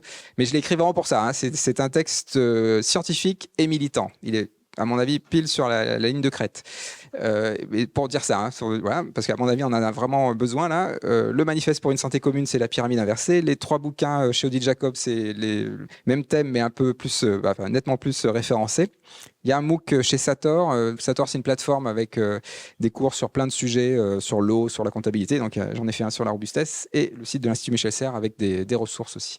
Je m'arrête là pour qu'on puisse passer à la suite. Et j'ai un peu bien débordé. Mais... Est-ce que vous m'entendez? Oui. Bon, merci beaucoup. Alors pour ceux qui découvrent, bon voilà, j'imagine qu'il y a peut-être plein de questions, mais on va vous demander de les garder pour la dernière partie. Alors nous, au IATU, donc Institut d'aménagement, tourisme et urbanisme, avec les collègues, donc l'idée c'était aussi de questionner Olivier Amand sur, voilà, il y a des formations en urbanisme, en tourisme, donc coopération, solidarité internationale. Et donc, bon, comme beaucoup de monde dans nos sociétés, on travaille beaucoup dans nos métiers en approche projet. Bon, et dans le monde, alors je connais moins l'urbanisme, mais en tout cas dans le monde de la coopération et de la solidarité internationale, je pense qu'on a été même très loin dans la redevabilité, argent public, et donc mode projet, efficience, efficacité sont les critères souvent mis en avant. Donc la question qu'on voulait un peu vous poser, c'était comment on peut appliquer ce principe de robustesse à nos métiers, donc nos thématiques en urbanisme, en tourisme, solidarité internationale, et aussi, puisqu'on est des formations voilà, et qui formons des jeunes, voilà, comment on intègre ça dans nos formations. Alors, il y a plein de choses. Alors, je vais peut-être répondre dans le désordre. Sur l'appel à projet, là, les appels à projet qui sont très transversaux, la version robuste de l'appel à projet, c'est un appel à commun. Et d'ailleurs, vous en avez vu un, là, je ne l'ai pas souligné, mais je vais le remettre. Tac. Ici, là, l'extrême défi de l'ADEME, ça, c'est un appel à commun. C'est-à-dire qu'en fait, c'est des véhicules intermédiaires, donc c'est entre des vélos et des voitures. Et un appel à commun, ça veut dire que toutes les entreprises qui répondent à l'appel s'engagent à partager intégralement toutes leurs innovations. Donc, il n'y a pas de concurrents. C'est que des coopérateurs. Mais c'est un engagement de tous les participants. Donc c'est Gabriel Le Plassa, qui est pas très loin de chez vous d'ailleurs, je crois. Et ben ça dit des choses. Hein. C'est que non seulement ils l'ont fait, mais ça marche. C'est qu'il y a plein d'entreprises qui jouent le jeu. Donc ça, c'est un appel à commun. Vous voyez, on est sorti de la concurrence libre et non faussée. Hein. Évidemment que c'est complètement à côté de la plaque, hein, la concurrence libre et non faussée. Hein. Enfin, ça marche que si le monde est stable, abondant en ressources. C'est toujours pareil, hein, compétition. Voilà. Évidemment qu'on fait de l'entraide quand il y a moins de ressources. Hein. Et ben donc ça, voilà. Et ça permet aussi de requalifier ce que c'est que l'innovation. Hein. L'innovation, le moteur de l'innovation dans le monde stable, abondant en ressources, c'est plutôt les concurrents. Plus il y a de concurrents, plus il y a d'innovation. Théorie de l'efficience X, Harvey Labenstein. Bah, c'est plus du tout vrai dans un monde fluctuant. Le moteur de l'innovation dans un monde fluctuant, c'est le monde fluctuant. Et donc là, l'appel à commun, c'est une réponse opérationnelle à ça, pour s'articuler avec ça. Donc voilà, en tout cas, une réponse pour répondre à l'appel à projet, c'est ça. Une autre réponse à l'appel à projet, d'ailleurs, c'est ce qu'on fait dans mon laboratoire. Alors, j'ai été voir le siège du CNRS. On nous invite souvent à notre labo, parce qu'apparemment, on est une sorte de labo pilote, mon labo plante, hein, dont je ne vais pas du tout parler là, mais on est assez remarqué, on va dire. Et donc, il m'invite souvent au CNRS pour dire, mais comment vous faites dans votre labo pour que ça marche aussi bien? Et alors, souvent, donc j'ai raconté l'histoire de Robustesse, et puis souvent, on me dit, mais nous, on doit répondre à des appels à projets tous les 3 ans. C'est impossible de faire des stratégies de Robustesse. C'est toujours pareil, hein, avec des indicateurs, etc. Alors, qu'est-ce qu'on fait, nous, dans notre laboratoire production et développement des plantes à Lyon? Eh ben, c'est très simple. On répond aux appels à projets, donc on joue le jeu du monde de la performance. Quand un chercheur récupère de l'argent, il mutualise intégralement les fonds avec les 130 collègues. Et donc c'est juste, et donc ça veut dire que tous les chercheurs de notre labo ont des projets à 20 ans, parce qu'ils mutualisent intégralement leurs fonds. C'est juste, donc là on désobéit. Hein. C'est que, par exemple, moi j'ai un projet européen, là, je n'ai pas le droit normalement d'ouvrir ce financement à d'autres personnes. Mais c'est juste que le jour où j'ai un audit, je remplirai mon tableur Excel avec 50 collaborateurs. Enfin, voilà, c'est dans nos mains. Il faut oser désobéir, désobéir au culte de la performance. Enfin, ou je peux le dire différemment. Pourquoi obéissons-nous au culte de la performance? faut vraiment se poser cette question-là tous les jours, hein, tous les jours. Donc ça serait ça, mutualisation, appel à commun. Sur le tourisme, peut-être, sur le tourisme, je trouve que c'est assez symbolique de ce qui se passe, parce que le tourisme, c'est un mot assez récent, en fait. Et si je devais un peu minimiser, ça serait faire un tour. C'est qu'en fait, le tourisme, très souvent, on va une semaine en Thaïlande et on revient, quoi. Enfin, je caricature, hein, mais à peine, hein, on va dire, hein, ou un week-end à Dubaï, quoi. Alors ça, c'est typiquement le monde de la performance, hein. On veut avoir une vision napoléonienne du monde, on veut ticker tous les pays, et à la fin de sa vie, il faut avoir vu tous les pays du monde. Enfin, là aussi, je caricature, hein. C'est pas vrai pour tous les milieux sociaux, hein, évidemment. Alors, c'est quoi le futur du tourisme? Eh ben, c'est très simple, ça s'appelle un voyage. Un voyage initiatique. C'est-à-dire qu'en fait, le futur du tourisme, c'est quelque chose qui existe déjà, hein, toujours pareil, hein, le monde robuste, il est déjà là. C'est je prends ma valise et je vais en Thaïlande, par exemple, mais je reste 1 an en Thaïlande parce que je travaille là-bas, je rencontre les gens. Et quand je reviens chez moi, ah bah là, je suis complètement transformé dans ma tête. J'ai vraiment fait un voyage initiatique. Bah ça, alors ça veut pas dire qu'on peut toujours y aller en avion, hein, ou alors y aller par des chemins plus détournés, c'est encore mieux, j'imagine. Mais même si on y va en avion, le voyage sera beaucoup plus initiatique. Et en fait, ça va ringardiser l'espèce d'inflation de voyage qu'on a fait depuis les années 60, quoi, hein, pour le dire. Ça sera plus du tout, enfin, ça sera même, il y a déjà du fly shaming, je pense qu'il y aura du tourist shaming assez rapidement. Le surtourisme commence déjà même à aborder vers ça, quoi. Donc voilà, le voyage initiatique, pour moi, c'est le futur du tourisme. Et donc ça veut dire que les hôtels, enfin, tout va suivre, hein. C'est-à-dire que le coworking, ça va certainement être une façon d'être associé au tourisme, par exemple. Donc ça va être vraiment une autre façon de voyager. Donc il y avait le tourisme et il y avait encore autre chose, je me souviens plus. Oui, sur l'urbanisme, ouais, voilà. Bah, l'urbanisme, évidemment. Alors l'urbanisme, pendant la période Covid, on a vu à quel point il fallait des marges de manœuvre dans une ville. Parce que pendant la période Covid, les trottoirs, c'est devenu des salles d'attente. Les places, c'est devenu des centres de vaccination. En fait, c'est assez incroyable de voir à quel point l'urbanisme a voulu être optimisé, hein, Le Corbusier et compagnie, là, de faire vraiment de l'optimisation extrême. Enfin, aux États-Unis, il y a plein de villes où il n'y a plus de trottoirs. C'est juste pour dire, là, on est allé jusqu'au bout. Bah, sauf que quand il n'y a plus de trottoirs et qu'on a une crise Covid, bah, c'est compliqué. Parce que comment on fait pour faire circuler les gens quand, distanciation, etc. Bref, donc du coup, ça, c'était déjà une première chose. Mais surtout, en fait, ce qui m'intéresse plus dans l'urbanisme et en fait, c'est une question du rapport aux citoyens. L'urbanisme en version performance, c'est très top-down, descendant. On fait comme ça avec des experts qui vont nous dire quoi faire. Dans la version robuste, je vais remettre Voilà, c'est toujours pareil, hein, c'est une question de décision, c'est ça. C'est plutôt ça. C'est-à-dire que l'urbanisme, l'approche, c'est on commence par j'ai envie, je ne sais pas comment faire. Donc en fait, on fait de l'urbanisme participatif. Donc, par exemple, si des gens... en gros, il y a un coin de la ville qu'on veut réaménager. Avant d'aller voir le règlement, avant d'aller voir les financeurs, avant d'aller voir qui que ce soit, on va d'abord voir les habitants et on fait 5 ou 6 réunions avec les habitants sans aucune contrainte. Et surtout, à chaque réunion, on incrémente. C'est-à-dire que vraiment, on écoute les habitants et on répond à leurs demandes. On fait vraiment un projet qui répond à leurs demandes, uniquement à leurs demandes. C'est qu'on ne on tient absolument pas compte des règlements, des normes, on n'écoute que les habitants. Et donc, à force, c'est quasiment une convention citoyenne locale, hein, ça, en fait. Hein. Et donc, forcément, à force de discuter, on voit bien que les contraintes, elles vont émerger. L'accès PMR, je sais rien, enfin, des tas de choses qui vont venir, hein, forcément, parce que les citoyens ne sont pas idiots. Hein, donc, voilà, on va avoir un projet.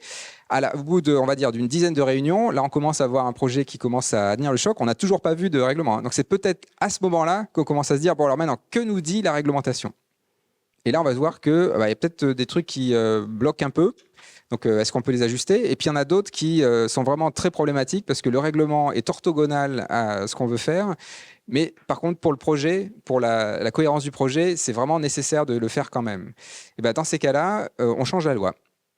Donc, c'est Patrick Bouchain, la preuve par 7. Ça a déjà été fait. C'est-à-dire qu'en fait, des collectifs de citoyens qui se mettent ensemble, s'ils sont d'accord pour changer la loi change. Les bâtiments de France, par exemple, si vous avez une façade et que vous voulez rajouter une fenêtre, si vous le faites tout seul, bonne chance, vous ne pourrez jamais mettre votre fenêtre dans votre façade.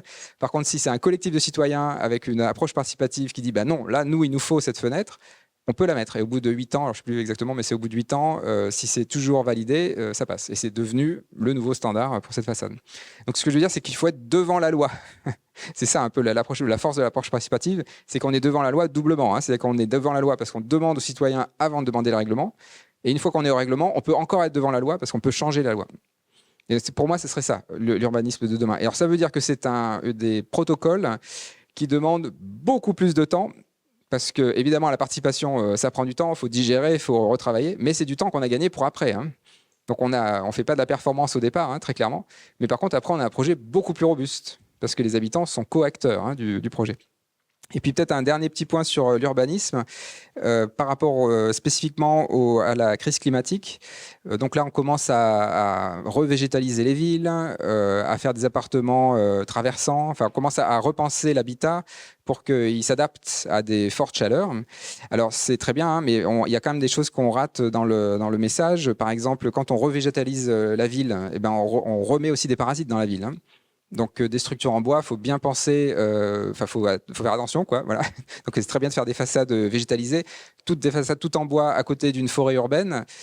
Bah, faut faire attention, quoi. Voilà, il y a aussi plein de parasites qui vont venir, et donc faut bien penser son truc, quoi. Donc ça c'est un petit point de vigilance, mais je suis un végétaliste, hein, donc je serais très pro végétalisation des villes. Hein. On peut y aller, hein. Franchement il y a de la marge. Hein. Mais bon, quand même, faut garder ça en tête, donc peut-être des distances, etc. Autre chose, c'est la hauteur sous plafond. Alors ça peut vous paraître complètement anecdotique, mais les appartements standardisés post-années 60, on va dire, ils font 2,50 m de hauteur. Ça veut dire qu'il n'y a pas de place pour mettre un ventilateur, ou très peu de place pour mettre un ventilateur. Il faut absolument que les appartements soient hauts sous plafond, pour qu'il y ait la place pour brasser de l'air. C'est juste toujours pareil, hein. On garde la démarche de manœuvre, c'est toujours pareil. C'est moins performant parce qu'on mettra moins d'appartements, hein, évidemment. Hein, voilà. Mais par contre, c'est plus robuste parce qu'on a gardé des marges de manœuvre. C'est des appartements qui vont pouvoir avoir plusieurs destinations, justement, parce qu'il y a ces marges de manœuvre.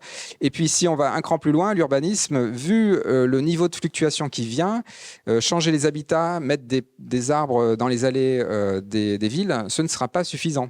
Il faut en fait penser la ville au niveau régional. Alors, il y a un bel exemple à Lyon.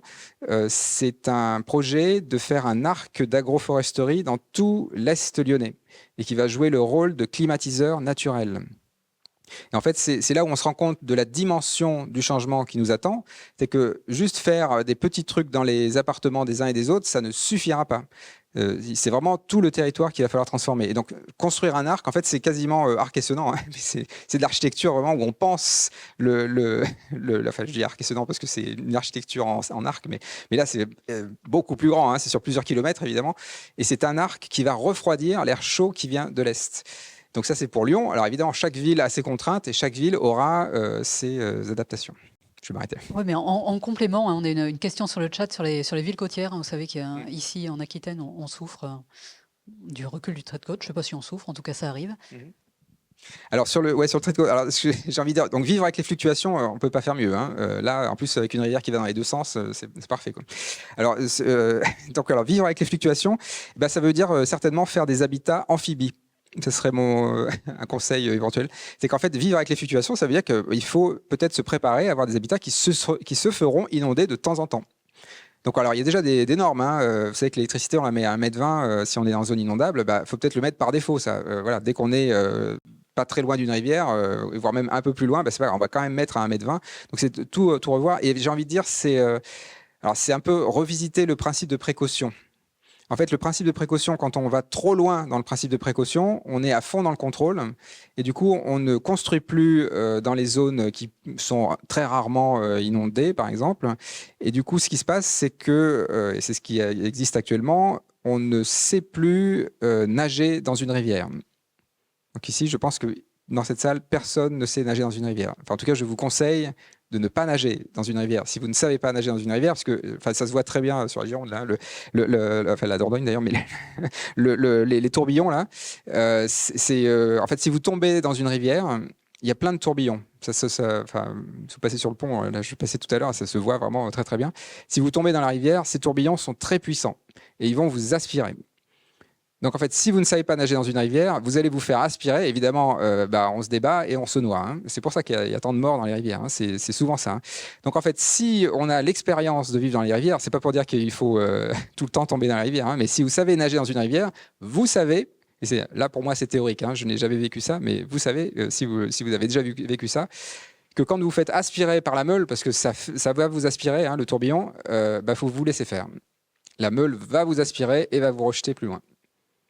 Donc ça demande une certaine éducation, j'ai envie de dire.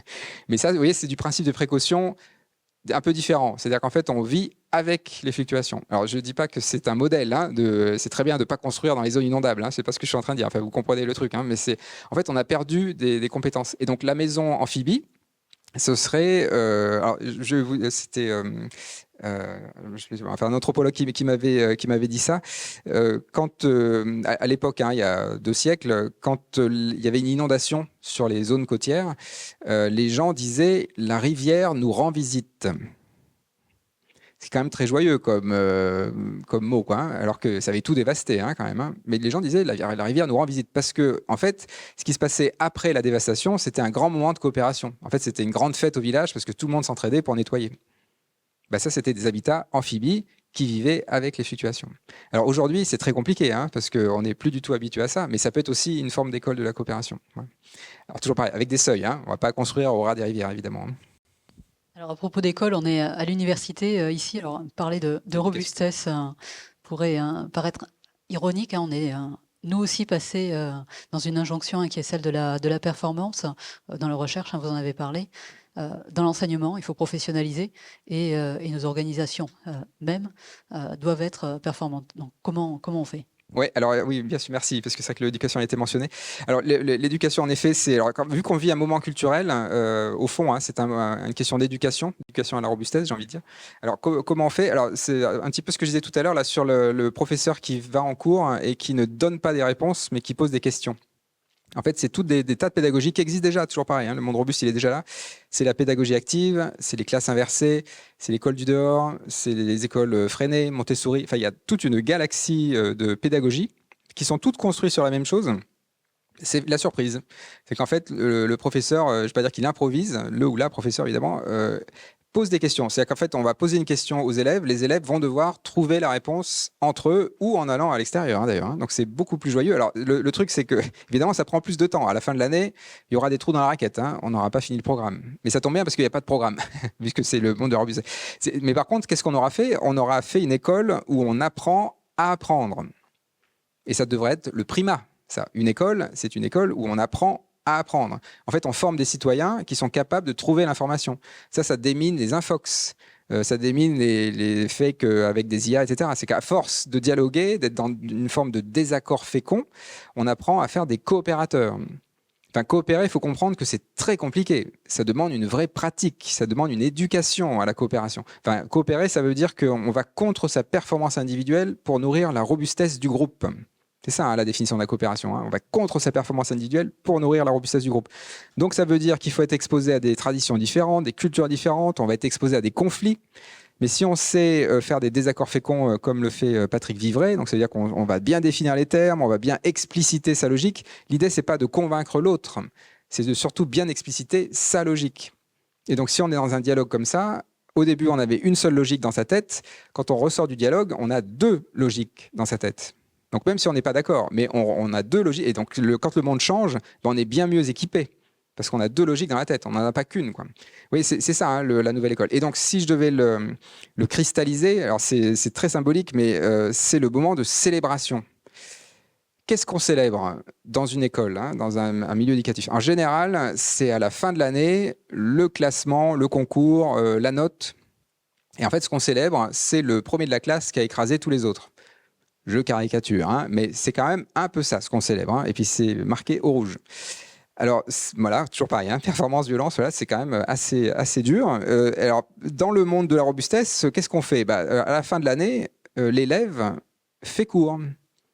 Et ce qu'on va évaluer, c'est sa capacité à transmettre et à partager des connaissances. Et donc ce qu'on va évaluer, c'est ses capacités de coopération. Donc c'est ça qu'on célèbre, c'est la coopération, c'est plus la compétition. Oui, c'est vraiment d'autres écoles, quoi. Et ça, de nouveau, c'est de ça dont on a besoin. Hein. Enfin, les panneaux solaires, c'est très bien, hein, mais c'est des coopérateurs dont on a besoin. C'est la première chose, quoi. Ça demande vraiment des compétences. Quoi. Donc voilà, ce serait mon idée, disons, pour l'éducation qui vient. Enfin, c'est pas mon idée d'ailleurs. Hein. Enfin, il y a plein d'écoles qui le font déjà, comme je disais. Bon, du coup, on va avoir une dernière question avant d'ouvrir un peu les questions à la salle. Alors moi, en vous écoutant, je comprends que finalement, la robustesse, c'est un peu, vous l'avez dit, ça existe. Hein. Est-ce que c'est pas un peu l'économie sociale et solidaire, hein, qui part du territoire, cette capacité à mêler citoyens, acteurs publics, acteurs privés pour trouver des solutions locales. Les questions arrivent. Alors moi, voilà, avec Elisabeth, on intervient dans la licence pro, on forme des chargés de projet développement durable. Alors si on sort du territoire pour aller au niveau plus systémique, coopération internationale, bon, on vit une période quand même très particulière où ce qu'on appelait l'aide au développement est complètement remise en cause, questionnée, soit la géopolitique, bon, vous en avez parlé, et puis chaque jour, voilà, depuis l'élection américaine, on a l'impression qu'il y a des nouvelles mesures. Mais également dans notre secteur, voilà, la coopération est très questionnée aussi sous le prisme de la décolonialité, accusée de maintenir un peu des rapports de domination. Donc il y a des rapports nord-sud. Enfin, vraiment, les ONG, les acteurs, on est vraiment au milieu du gué. La question un peu également, hein, c'est de savoir quelle est votre pensée et comment on applique la robustesse. Hein. Alors une première question, c'est alors dans les pays des Sud dans lesquels on travaille, alors bon, souvent Afrique subsaharienne, où on a des économies qu'on peut sûrement qualifier de très peu performantes économiquement, etc. Alors souvent on dit qu'elles sont très résilientes, mais est-ce qu'elles sont robustes? Première question. Ouais. Et puis la deuxième, c'est effectivement en tant qu'acteur du développement, est-ce que voilà, quelle est la vision? Comment on applique la robustesse? Est-ce qu'il faut de l'aide au développement? Enfin, c'est plus le terme consacré, mais comment coopérer pour faire de la robustesse ici et là-bas, ou est-ce qu'il faut que chacun se débrouille? Enfin, voilà, les deux questions. Merci. Alors, en effet, moi, je rejoins l'idée on vit un moment décolonial. Aujourd'hui, alors c'est pas nouveau, hein, ce moment décolonial, mais ce qui est nouveau, c'est qu'il est maintenant opérationnel. C'est qu'avant c'était un peu du déclaratif. Là, maintenant, c'est opérationnel. C'est-à-dire que, par exemple, je vous parlais du tout réparable. Ça, le tout réparable, les pays du Sud ne nous ont pas attendu. C'est plutôt nous qui nous inspirons des pays du Sud pour faire du tout réparable. L'agroécologie, quand ça a vraiment démarré, c'est Altieri, dans les années 80, en Amérique du Sud. On en faisait avant, hein, mais c'est juste qu'on l'a réimporté des pays du Sud. Les philosophies du Sud, le Buen Vivir sud-américain, l'Ubuntu africain, le Swaraj indien, le Tangping chinois. Enfin, c'est dingue comme ces philosophies qui viennent du Sud, en fait, abreuvent la Gen Z, on va dire, hein, comme ça. Hein. En fait, c'est assez incroyable comme ce mouvement décolonial, il est en nous. C'est en train de se passer sous nos yeux là. Et là, c'est vraiment beaucoup plus profond que juste de l'affichage. Hein. C'est vraiment, on est en train d'aller vers ce monde-là. Alors après, sur le comment faire? Alors, la première chose, à mon avis, c'est qu'il faut aussi que nous, on se regarde, nous, les Occidentaux du Nord, là, et se dire en fait que c'est nous, en effet, qui sommes très fragiles. Alors, quand le pays, on va dire, subsaharien, avec voilà, du tout réparable, donc en effet, qui va être plus résilient, avec une économie moins performante, mais plus résilient, pour moi, il est robuste, en effet. Oui. Enfin, en tout cas, il a des gages de robustesse. Parce que la robustesse, c'est d'abord le tissu social. Nous, dans des sociétés hyper individualistes, nous sommes très fragiles. D'ailleurs, ça se voit très bien. Si après une canicule, ça a été fait, il y a des études qui ont été faites comme ça, les endroits où les personnes âgées mouraient le plus, c'était dans les quartiers très riches. Parce que c'était des personnes très isolées. Alors que dans les quartiers pauvres, les personnes âgées n'étaient pas isolées. C'est ça la sécurité, hein, c'est le tissu social, hein, c'est pas la clim. Hein. C'est le tissu social. Donc, dans les pays du Sud, il y a ça. Il y a ce tissu social, enfin, en général, plus que chez nous. Quoi. Nous, on a un peu, ça s'est un peu délité. Mais ça veut dire aussi qu'en miroir, pour nous, société occidentale, il faut absolument qu'on réalise que basculer de la performance à la robustesse, c'est beaucoup plus facile si on commence déjà à faire des pas vers la robustesse. Donc, quand on voit moi, je les appelle les mal barrés, hein, parce que c'est beaucoup des hommes ultra performants, les Trump et compagnie. Là, ces personnes-là, en fait, pour eux, ça va être vertigineux, la bascule de la performance à la robustesse. Mais ce sera vrai pour eux aussi. Hein. Ils vont faire l'expérience de ça, mais ils vont partir de très très haut. Donc en fait, nous, il faut qu'on se rende compte, les pays du Nord, en fait, c'est une question d'exemplarité. et là, c'est pas d'exemplarité dans le sens colonial du terme, c'est pour nous. C'est de dire, bah non, en fait, il va falloir qu'on réduise le delta entre ce niveau de contrôle attendu et la robustesse attendue. Et il y a un delta qui est bien trop grand. Et ça, c'est à double effet, c'est-à-dire que pour nous, c'est mieux, parce qu'évidemment que ce sera plus facile de basculer si on est déjà un peu robuste, s'il y a déjà la robuste qui est entretenu, etc. Mais c'est aussi une question d'exemplarité, parce que quelque part, nous sommes encore des modèles. Et même des modèles internes. Maintenant, il y a plein de jeunes dont l'idéal, c'est d'aller passer des vacances à Dubaï. Ça, c'est quand même incroyable. Ça veut dire que mais c'est nous, hein, les Occidentaux, qui avons construit ce rêve. C'est une sorte de rêve américain dubaïesque, hein, si on veut quoi. Mais donc ça c'est voilà. Là, on a un vrai travail culturel à faire pour dire, bah non, le modèle maintenant, c'est, je peux le dire en une phrase en fait. C'est le luxe change de camp. Ça serait ça en fait. Le luxe actuel, enfin dans le monde de la performance, hein, le luxe est privé pour quelques-uns et la sobriété est sociale pour tout le monde. Dans le monde de la robustesse, c'est l'inverse. Le luxe est social et la sobriété est privée. C'est-à-dire que si, avec un exemple tout simple, s'il y a des transports en commun en bas de chez vous qui passent toutes les 3 minutes et qui sont gratuits, vous n'aurez pas de voiture. Luxe social, sobriété privée. Et d'ailleurs, j'ai fait cet exercice-là avec des étudiants et j'ai trouvé donc une sorte d'utopie. Ce serait quoi justement un appartement du futur, voilà, dans le monde robuste. Et les étudiants m'ont dit, ce serait un appartement sans étagère. Et j'ai trouvé ça très fort, en fait, parce que c'est vrai, ludothèque, bibliothèque, voilà, tout est dans le tissu social. C'est ça, en fait, c'est la sécurité devient de la sérénité. Et donc, c'est peut-être là que, en tout cas, nous aussi, il faut qu'on fasse un travail sur nous. À la limite, je m'inquiète moins pour les pays du Sud, on va dire. Bon, c'est assez vertigineux. Donc, ça veut dire qu'on va peut-être inverser la coopération et donc apprendre du Sud. Mais bon, effectivement, aujourd'hui, la question des financements, on a du mal à penser ce que vous nous dites. Il y a une question dans le chat, un peu en rapport à ce que vous avez dit. Est-ce qu'il serait envisageable d'avoir une transition douce, en célébrant à la fois, comme vous l'avez dit, la capacité de coopérer et, rappelle-moi Jean-Michel, et voilà, et malgré tout, être dans une transition et également le classement, puisque c'est le modèle existant. Alors, la transition n'est pas douce. C'est parce qu'en fait, on est dedans. Hein. Le basculement, il a démarré depuis 20 ans pour moi. Hein. Enfin, en gros, 2010-2020, c'est vraiment le moment où on voit tous les indicateurs qui commencent à changer. L'espérance de vie en bonne santé aux États-Unis, par exemple, elle augmente jusqu'en 2012. Elle baisse depuis 2012. Hein. Donc, on a plein d'indicateurs comme ça qui montrent que ça bascule dans cette décennie-là. Donc, on est déjà dans le basculement et ça se fait dans la douleur. Hein. Je vous renvoie à la Syrie, à Gaza. Enfin, il y a des tas d'exemples en géopolitique. On voit bien que c'est pas dans la douceur.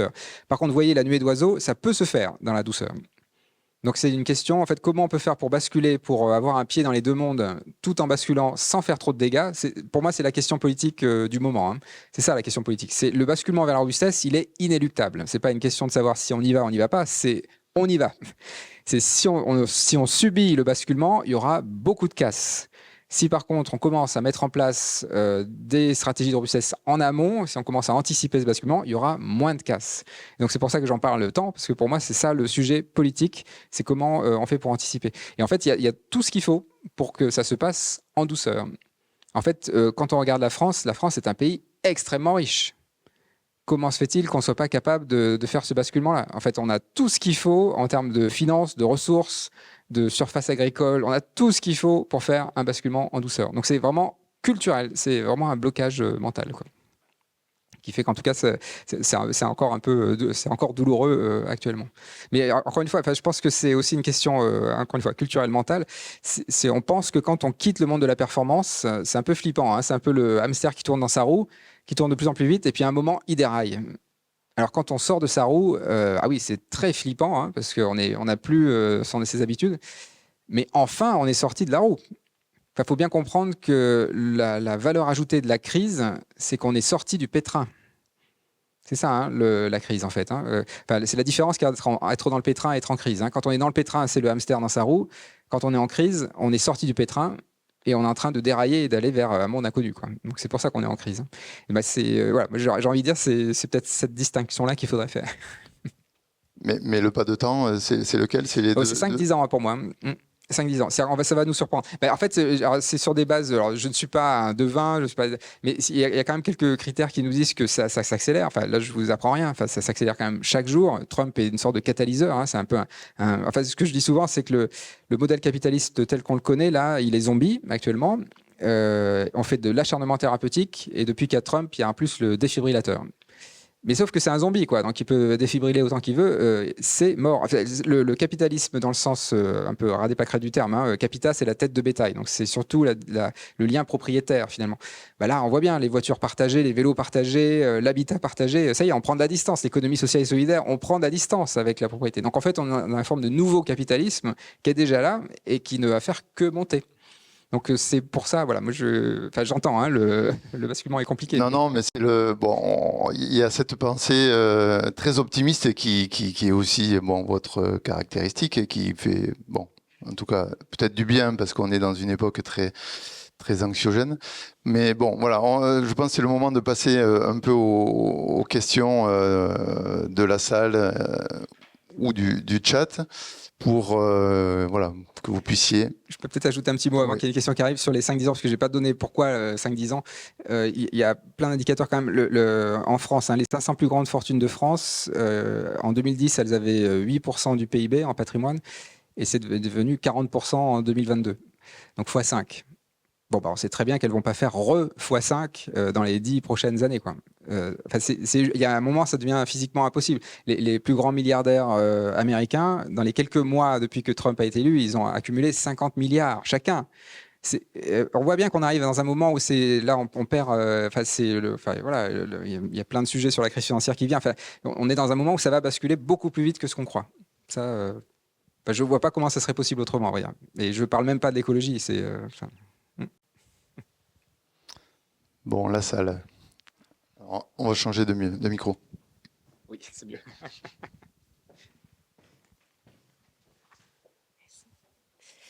Bonjour, merci beaucoup de votre intervention. Moi, je suis vos travaux depuis un petit moment et j'étais ravie que vous veniez à Bordeaux. C'est un peu la rockstar de mon mois, avec ma collègue.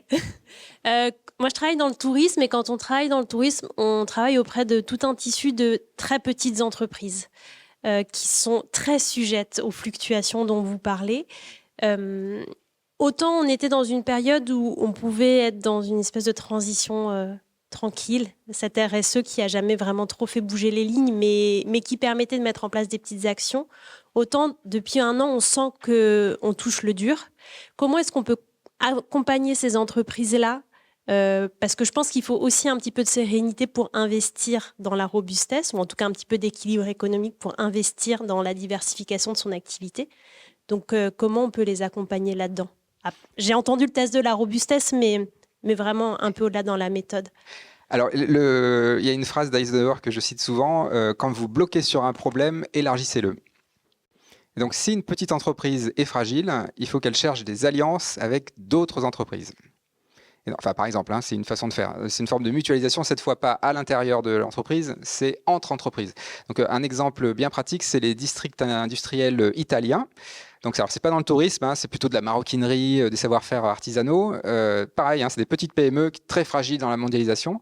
Mais ce qu'elles font, c'est qu'elles mutualisent des fonds, elles mettent un pot commun. Donc en fait, elles deviennent une superstructure territoriale dans le territoire, en plus en lien avec le territoire, connue par les habitants du territoire. Vu qu'elles mutualisent, ça donne un esprit très chouette, même une image de marque à ces entreprises.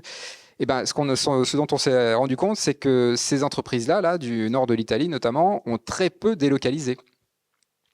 Parce qu'elles sont très robustes, grâce à leur mutualisation entre petites entreprises. Et ça, alors c'est vraiment l'idéal, parce que c'est pas une grosse entreprise qui sera un gros paquebot qui est aussi fragile. Et que la grosse entreprise, elle est très fragile parce qu'elle a un gros matelas financier. Donc du coup, c'est un peu l'oiseau au cœur donc elle voit pas trop les fluctuations parce qu'elle a son matelas. Mais le jour où ça tangue, c'est très compliqué de faire tourner le paquebot, quoi. Alors qu'une petite entreprise, elle peut rapidement changer de voie. C'est plus facile, quoi, de ce point de vue-là. Mais par contre, pour s'enrobuster, il faut absolument faire des alliances avec d'autres entreprises. Donc en fait, c'est la côte de maille. Si je vais mettre une image, une côte de maille, c'est plein de petites mailles qui sont elles-mêmes pas forcément très robustes, mais vu que c'est tout enchaîné dans tous les sens, chaque maille est associée à 6 autres mailles. Donc, s'il y en a une qui lâche, il y en a toujours 5 qui tiennent, quoi. Donc en fait, on peut par alternance se passer des périodes de crise. Et les districts industriels italiens, c'est ça qui est extraordinaire, c'est que on voit bien à quel point réindustrialiser un pays passe par la coopération territoriale. Et donc quand vous entendez, par exemple, le gouvernement parler de compétitivité et de réindustrialisation dans la même phrase, il y a contradiction dans les termes, parce que ça va pousser à la délocalisation, évidemment. Enfin, on se dit quand même. Voilà, donc ce serait ça un conseil en tout cas. Est-ce que le prochain grand défi de la robustesse à venir est la façon de faire entendre le plaidoyer commun des gouvernements? Et c'est une référence à la théorie d'Elinor Ostrom. Ah oui, exactement, c'est les communs en effet. Ouais. Donc alors les services publics, on pourrait en effet considérer que... Alors, il y a trois modes. Il y a le public, privé et commun. Voilà, et on oublie souvent le commun, qui est un troisième sphère. Et donc c'est Elinor Ostrom, la gouvernance des biens communs, avec ces 8 principes qu'on trouve dans tous les communs du monde entier. Et des communs qui sont restés communs pendant des siècles pour certains. Donc des rizières, des aquifères, des prairies de haute montagne. Donc peut-être juste faut que je le dise quand même. Je reviens un petit, je rétropédale. Donc un commun, c'est pas une ressource partagée. Un commun, c'est une ressource partagée avec des règles communes. C'est ça. Alors, si je rétropédale encore un coup de plus, Garrett Hardin, La tragédie des communs, un article de 1968 qui disait que quand il y a des communs, les gens sont égoïstes et ça épuise la ressource. Bon, 30 ans plus tard, le même Garrett Hardin a dit qu'il avait fait une erreur. Parce que ça ne devrait pas s'appeler la tragédie des communs, ça devrait s'appeler la tragédie des ressources partagées. Parce que ce qu'il a étudié, ce ne sont pas des communs. Elinor Ostrom et son équipe, ils ont vraiment étudié des communs. C'est-à-dire que c'est des ressources partagées avec des règles communes. Et dans ces règles communes, il y a 8 principes pour que ce soit des communs. Et donc typiquement pour les services publics, ou à peu près, on peut même imaginer que son entreprise, son association, on peut la voir comme un commun.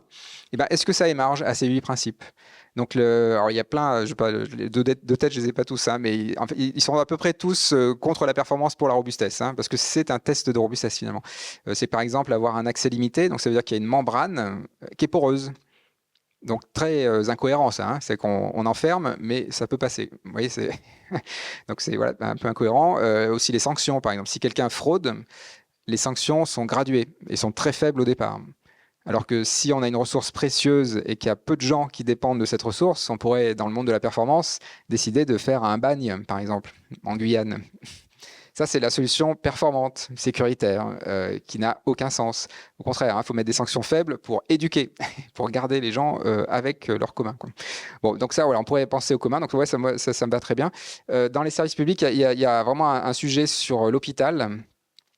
Qui est, de tous les services publics que j'ai rencontrés, à mon avis, l'hôpital est le plus impacté par le culte de la performance actuellement. Je rencontre plein d'hôpitaux, alors que ce soit à Bruxelles ou ailleurs, ils me disent qu'ils sont au même niveau d'intensité qu'un pic Covid actuellement.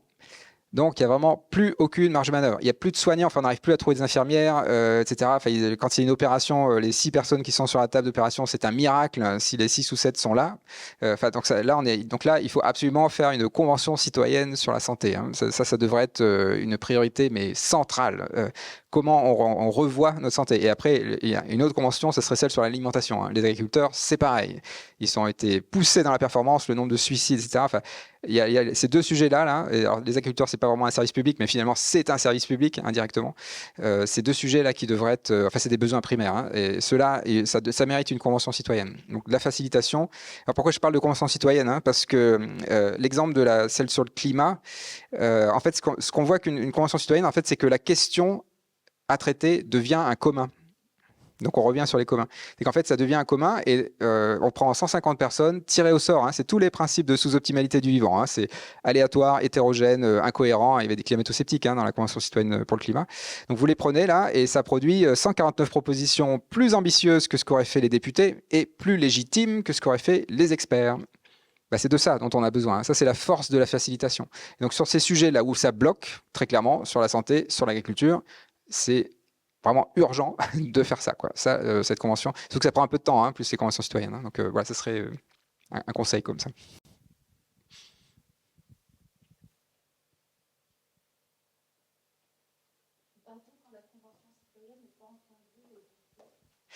Oui, alors donc le résultat de la convention citoyenne, donc là, on a à peu près appliqué 20% de ce que je sais pas comment on appelle ça, les citoyens de la convention avaient proposé. Donc ça veut dire qu'il y a 80% qui n'a pas été appliqué.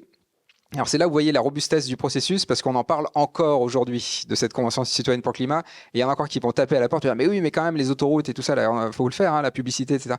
C'est très coriace, quoi. Hein. Ça c'est très robuste, parce qu'on on laisse pas tomber, quoi. Alors ça me permet d'illustrer l'opposition qu'il y a entre pouvoir et puissance. La Convention citoyenne, c'est un exercice de puissance. Bah, c'est ça la puissance. Hein. C'est en fait, ça se déploie, hein, et ça ne s'arrête pas. La biodiversité, par exemple, c'est puissant. On peut pas l'arrêter. Hein, ça se déploie. Ça, c'est puissant. Le pouvoir, c'est le contraire. Le pouvoir rend impuissant. Parce que quand on en est réduit à prendre le pouvoir, ça veut dire qu'on stérilise son collectif. Donc parfois c'est utile, hein, comme je disais tout à l'heure, hein, pour trancher, parfois il y a des moments de pouvoir. Hein, c'est comme la fièvre, hein, c'est des moments de pouvoir. Mais c'est la puissance qui fait qu'on vit. Hein, ça c'est la pulsion de vie. Ça c'est plutôt la pulsion de mort, hein, très clairement. Hein. Quand on tranche, on tranche. C'est une pulsion de mort. Hein. Donc donc voilà. Donc le pouvoir rend impuissant. Donc là, bah, alors c'est ça qui est étonnant avec le gouvernement Macron là, c'est que, enfin le gouvernement, les mandats Macron, c'est que c'est quelqu'un qui est président à une époque exceptionnelle. Mais c'est vraiment une époque exceptionnelle, c'est-à-dire que ça n'a jamais été si facile de rentrer dans l'histoire, hein, aujourd'hui. Hein. C'est vraiment, tous les jours, c'est sur un plateau d'argent, hein, l'entrée dans l'histoire. Et vraiment, on a l'impression que tous nos gouvernants, là, à peu près, enfin je vais faire un peu du politique bashing national, c'est beaucoup mieux au niveau territorial, hein, c'est eux qui rentrent dans l'histoire. Hein. Mais au niveau national, ils font tout pour ne pas rentrer dans l'histoire. C'est absolument hallucinant. C'est que si Emmanuel Macron avait dit eh ben on prend tout, et vraiment on prend tout, il serait rentré dans l'histoire. La Convention citoyenne française, hein, c'est un modèle international. Hein, c'est devenu un modèle international. Alors qu'on a copié la GMI le belge, hein, au passage. Mais c'est pas grave, ça a super bien marché. Et c'est un modèle international. Et donc, la moindre des choses, quand même, c'est quand on a la chance de vivre ça et qu'on est le président qui l'a autorisé, bah, de le prendre. Enfin, c'est fou, quoi. Là, on se dit, mais quel gâchis, quoi. Enfin, vraiment, il veut pas rentrer, quoi. Il veut sortir. Moi, j'avais une question. Vous l'avez évoqué sur les appels à projets. Par exemple, beaucoup d'associations dépendent de ces systèmes de subventions qui sont plus du tout des financements sur du long terme. Et comment ces appels à projets, alors vous avez donné l'exemple de comment vous l'avez détourné, mais si on pouvait aller plus loin avec la liste des adjectifs qui qualifient la robustesse, comment ça match ensemble? Parce que là, tout de suite, j'ai un peu de mal à voir comment, en fait, on peut... une organisation peut devenir robuste et dans son écosystème territorial, mais les partenaires financiers en font partie. Comment on fait ça? Ouais. Alors, en effet. Alors, je vais peut-être commencer par la finance, parce que, y compris dans le monde de la finance, on commence à voir le monde robuste qui vient. Vous allez me dire que je suis vraiment indécrotablement optimiste, hein, mais bon, c'est la qualité des résistants. Hein. Tous les résistants sont optimistes. Bah, voilà, on va dire que je suis résistant. Le monde de la finance, donc c'est un peu le cœur du système, hein, des oiseaux. Hein, c'est quand même ça, le monde de la performance. C'est quand même un monde de financiers plutôt, mais il se trouve que dans un monde fluctuant, maintenant, investir dans une entreprise, par exemple, à 1 an, ça devient risqué. Parce qu'en 1 an, on ne sait vraiment pas ce qui peut se passer. Parce que c'est le monde fluctuant, encore une fois. Hein. Il peut y avoir un méga feu, il peut y avoir une guerre avec l'Iran, enfin, il peut se passer plein de choses. Donc les financiers, de plus en plus, même quand ils font des retours sur investissement à très court terme, se rendent compte que même là, ça devient compliqué. Donc, ils demandent des garanties de robustesse aux entreprises dans lesquelles ils investissent. Et donc, le monde financier est en train de devenir un monde d'assureurs. Et ça se passe sous nos yeux. Vraiment. Hein. Et donc, ça veut dire que la finance va changer de métier, hein, finalement. Hein. C'est que ça va être beaucoup plus de l'assurance. Et donc, voilà, déployer de l'assurance. De la mutualisation, finalement, c'est de nouveau ça. Alors, il ne faut pas être angélique. Hein. Il y a aussi beaucoup de requins, hein, évidemment. Hein. Enfin, la City de Londres, voilà, toxique... à plein de points de vue, avec un ensemble de paradis fiscaux, etc. Donc tout ça, ça existe toujours. Hein. Mais voilà, on est quand même dans un moment où la finance se revisite. Et du coup, j'ai perdu ma première idée sur les projets. Ouais. Ah oui, c'est ça, et les mots, voilà. Alors, en fait, ces mots-là, il faut les... évidemment, c'est là où il faut un peu jouer, hein. Faire des galipettes un peu sémantiques. C'est-à-dire que quand on répond à un appel à projet, on ne va pas dire « mon projet est inefficace ». Là, dans le monde actuel, hein, c'est toujours pareil. C'est la culture actuelle, c'est que l'inefficacité, c'est très négatif. Pourtant, quand on réfléchit bien, alors moi, par exemple, je suis chercheur, je devrais revendiquer mon inefficacité. Parce que si j'étais un chercheur efficace, ça veut dire que je trouverais exactement ce que je pensais trouver. Et donc, je ne vais rien trouver de nouveau. L'inefficacité, c'est l'innovation. L'innovation, c'est quand il y a une surprise. Et donc, quand on sait l'objectif qu'on s'était donné, en fait, on ne l'atteint pas parce qu'il y a quelque chose de bien plus intéressant ailleurs. Et donc, évidemment, on va changer de chemin. Et donc, ces mots-là, il faut un peu les revisiter à la bonne sauce. En fait, c'est voilà, inefficacité, on pourrait dire. Il y a un mot qui est pratique d'ailleurs à mettre dans les appels à projets, c'est le mot innovation sociale. Ça, à peu près personne sait exactement ce qu'on peut mettre dedans, et c'est très pratique parce qu'on peut mettre plein de choses. Donc, c'est à tous les bons termes, hein, c'est un peu de la novlangue, voilà. Mais c'est pas grave. Là, voilà, c'est le moment ou jamais d'utiliser les ressorts du système. C'est un peu désobéir, hein, quelque part, hein, mais du coup, trouver d'autres chemins. Après, il y a aussi des stratégies plus furtives, hein, comme voilà, on fait dans notre labo, de dire, bah oui, on répond à l'appel à projet, mais finalement, on partage. Et voire même, ça déborde le labo. Hein. Voilà, on a financé un projet avec des paysans boulangers du coin pour relancer une filière de l'épeautre, enfin de l'amidonnier, de l'engrain et du grand épeautre à Lyon. Parce qu'à Lyon, ça sera le climat d'Alger en 2050, donc même le blé tendre, ce sera compliqué. Donc les épeautres, il faut lancer la filière, mais ça, c'est financé sur un de mes projets qui doit travailler sur les microtubules dans les plantes, donc vraiment rien à voir, quoi. Mais c'est pas grave, enfin je veux dire, c'est pas grave, c'est très bien à mon avis, c'est un choix, on nous fait confiance, quoi. Voilà. Et les gens de l'INRA savent très bien, enfin je veux dire, la direction de l'INRA, c'est très bien qu'on fait ça. Mais ils voient bien qu'on n'est pas idiot, quoi. Donc il y a ce jeu, hein. Alors il faut faire attention, évidemment, il ne faut pas que ça devienne n'importe quoi, mais voilà, en tout cas, c'est jouer avec les mots. On est dans ce moment, alors c'est ce que Alan Fustek appelle la stratégie du Y. La stratégie du Y, ça veut dire qu'il faut avoir un pied dans le monde de la performance et un pied dans le monde de la robustesse. Parce qu'on est encore dans le monde de la performance. Donc voilà, travaillez vos ischios, hein, parce que ça va tirer, mais il faut bien savoir que le monde de la performance, il est en train de mourir sous nos yeux, et le monde de la robustesse est en train de pousser. Donc c'est l'arbre qui tombe qui fait plus de bruit qu'une forêt qui pousse. Hein. La forêt qui pousse, c'est la robustesse. Donc faut jouer un peu avec les deux, quoi, pour rester dans le monde, hein, quand même. Merci pour votre présentation. Je voulais savoir quelle différence ou lien vous feriez entre les concepts de robustesse et de résilience, parce que j'ai un petit peu de mal parfois à différencier ces deux sujets. Merci. Alors c'est en effet, vous ne m'avez pas entendu utiliser le mot de résilience. Alors il y a une raison. Alors faut pas que je sois trop long, mais je vais juste vous donner quelques arguments. La résilience, si on fait un peu d'étymologie, la première fois qu'on a utilisé le mot résilience, c'était pour parler de l'écho, le son qui rebondit. Parce que résiliere en latin, ça veut dire rebondir. Donc c'est juste, voilà, on revient. Ensuite, c'est devenu une valeur un peu psychosociale. Voilà, 18e. 19e, en sciences physiques, on a défini un matériau résilient comme un matériau qui se déforme et qui revient à l'état initial, au-delà de la fenêtre d'élasticité, mais ça revient à l'état initial. Donc ça, c'était la résilience. Et puis, la psychologie est revenue, donc surtout les Américains, surtout après la Grande Dépression, tout ça, hein, voilà, traumatisme, donc comment on remonte. Et Boris Cyrulnik, en France, l'a répandu aussi. Donc la résilience, c'est après un traumatisme, on tombe et on se relève. Donc toujours pareil, on revient à l'état initial. Et ensuite, en socio-écologie, donc c'est Holling, c'est Karl Folke, c'est le Stockholm Resilience Center, qui en fait ont donné une nouvelle définition à la résilience, qui est la capacité d'un système à se maintenir, à s'adapter et à se transformer dans un monde dynamique. Alors là, vous voyez, dans toutes ces définitions, il y a beaucoup de différences, en fait. Ça touche à des tas de choses très très différentes. L'écho, c'est vraiment un retour à l'état initial.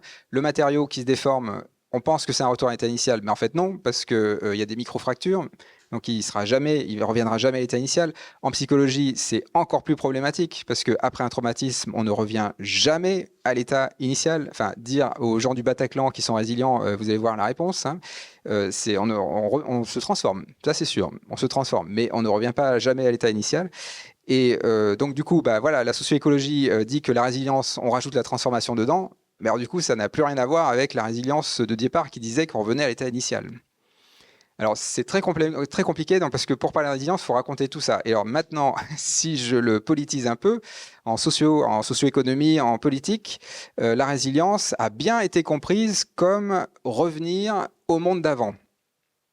Donc c'est par exemple Thierry Ribaud, hein, qui en parle beaucoup et qui tire à boulet rouge sur la résilience, qui dit, donc il a passé du temps au Japon après Fukushima, politique nationale de la résilience au Japon, pour ne pas avoir peur des radiations, il faut s'exposer.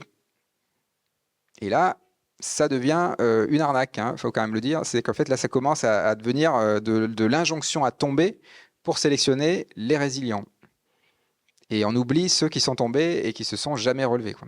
En fait, le problème de la résilience, encore une fois, j'ai pas vraiment de problème avec la définition socio-écologique de la résilience parce que dedans, il y a la transformation. Donc en fait, on va tomber sur la même chose que sur la robustesse, hein. Le problème, c'est que quand on parle de résilience dans le champ commun, très souvent, c'est plutôt la définition un peu étroite du retour à l'état initial qui, à mon avis, est toxique. Parce qu'il y a vraiment rien qui revient à l'état initial, et en plus, c'est surtout pas ce qu'on veut faire. On ne veut pas revenir au monde d'avant. C'est le monde d'avant qui nous a plantés, donc on ne veut pas revenir à ce monde d'avant.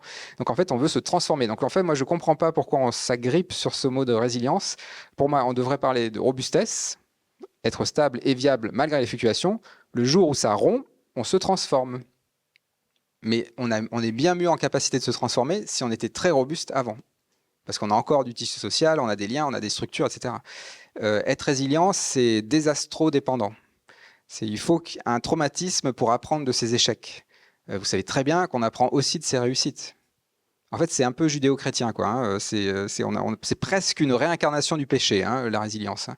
Donc en fait, ce que j'ai envie de dire, c'est que la robustesse, donc la résilience, c'est une trajectoire, on tombe et on se relève. La robustesse, c'est des bornes qu'on élargit et on autorise plus de trajectoires. Donc en fait, c'est un espace de viabilité qu'on augmente. Et donc parmi ces trajectoires, il y a la trajectoire résiliente. Mais là, on est sûr de si on tombe, on va se relever. Donc il faut d'abord être robuste pour pouvoir être résilient. Voilà. J'espère que j'ai été le plus concis possible, mais il faut dire tout ça pour faire la distinction, à mon avis. Merci. Alors une petite dernière question, peut-être d'autres, hein. Je m'interroge en tant qu'urbaniste sur les modes de vie à travers le logement collectif et la maison individuelle. Et ma question, elle est toute simple, c'est quels sont les mérites comparés en termes de robustesse du logement en collectif et de la maison individuelle? Alors, il y a ce qui me vient tout de suite, là, c'est une étude que m'avait partagée le réseau national Habitat Participatif. Il y a des tests psychologiques qui ont été faits chez différents habitats. Et donc, évidemment, ils ont comparé habitat participatif versus habitat plus isolé ou individuel, on va dire. Et alors là, il n'y a pas photo, hein. Au niveau qualité psychologique, on vit bien mieux dans un habitat participatif parce qu'en fait, on a un tissu social avec nous, quoi. Donc ça, c'est... Alors avec la complexité que dans un habitat participatif, il y a beaucoup plus de conflits que dans un habitat individuel. C'est ça qui est dingue, hein. C'est qu'en fait, on choisit le niveau de conflit qu'on veut avoir. C'est en fait, si je le dis différemment, et ça c'est vrai aussi en biologie d'ailleurs, il y a toujours des conflits, hein.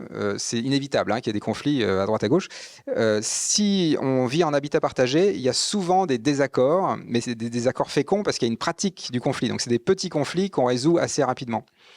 Quand on est en conflit avec son voisin parce que la haie dépasse ou je sais pas quoi, ça c'est des conflits là qui peuvent vraiment empirer parce que c'est des conflits à une plus large échelle. Et alors, bon, je vous fais pas un dessin, mais la géopolitique, ça peut aller encore plus. En fait, c'est une question d'échelle le conflit. En fait, le conflit existe toujours. Il faut le mettre à la plus petite échelle possible. Et donc ça veut dire qu'en termes de qualité de vie, alors ça dépend un peu des personnes, certaines personnes voudront être toutes seules dans la forêt sans voir personne, un peu sociopathe, quoi, voilà. Bon bah là, oui, évidemment, il n'y aura pas trop de conflits parce qu'elles seront vraiment toutes seules. À partir du moment où il y a du monde autour, quel niveau de conflit veut-on avoir? Est-ce qu'on veut avoir un peu des conflits réguliers avec ses voisins, mais on se parle tout le temps?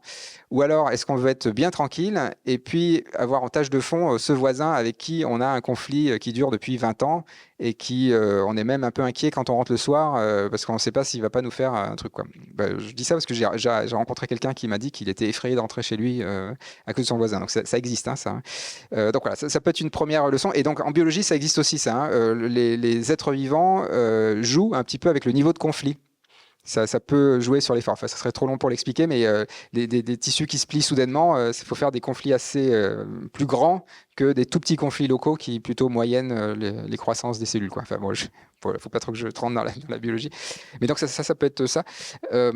Après, il y a aussi, sur l'habitat participatif, il y a aussi un bel exemple, c'est le fait que quand on est en habitat individuel, on va dire une copropriété normale, chacun dans son appartement, bah, si vous avez déjà visité des appartements, si vous avez pour acheter, pour louer, en général, les appartements, ils sont nickel. Les parties communes, ça laisse à désirer. Et alors, le quartier, là, c'est carrément le Far West, hein. Le trottoir, apparemment, ça appartient à personne, hein. Alors, quand on est en habitat participatif, bon, les appartements sont bien tenus, mais les parties communes aussi. parce que vu que c'est commun et que tout le monde est un peu responsabilisé, et ce qui est super, c'est que ça déborde sur le quartier, très souvent. Ça diffuse, quoi. Donc c'est pas seulement parce qu'il y a un habitat, il y a un potager partagé en plus, mais c'est vraiment, ça va sur la rue. Ça déborde. D'ailleurs, c'est beaucoup utilisé en politique publique pour apaiser des quartiers, de mettre un habitat partagé. Donc ça, c'est de la robustesse vers l'extérieur. C'est-à-dire qu'en fait, c'est une structure qui est robuste en interne, qui est au service de la robustesse de l'extérieur. Mais c'est complexe. C'est la partie difficile, c'est que ça demande des habitants qui vraiment sont éduqués à la coopération, qui sont prêts à cette vie où il y a un petit niveau de conflit permanent. Et ça, c'est compliqué dans un monde du confort dans lequel on est, où on va plutôt espérer être dans sa maison individuelle sans mitoyen. Comme ça, là, vraiment, on est vraiment tranquille, quoi.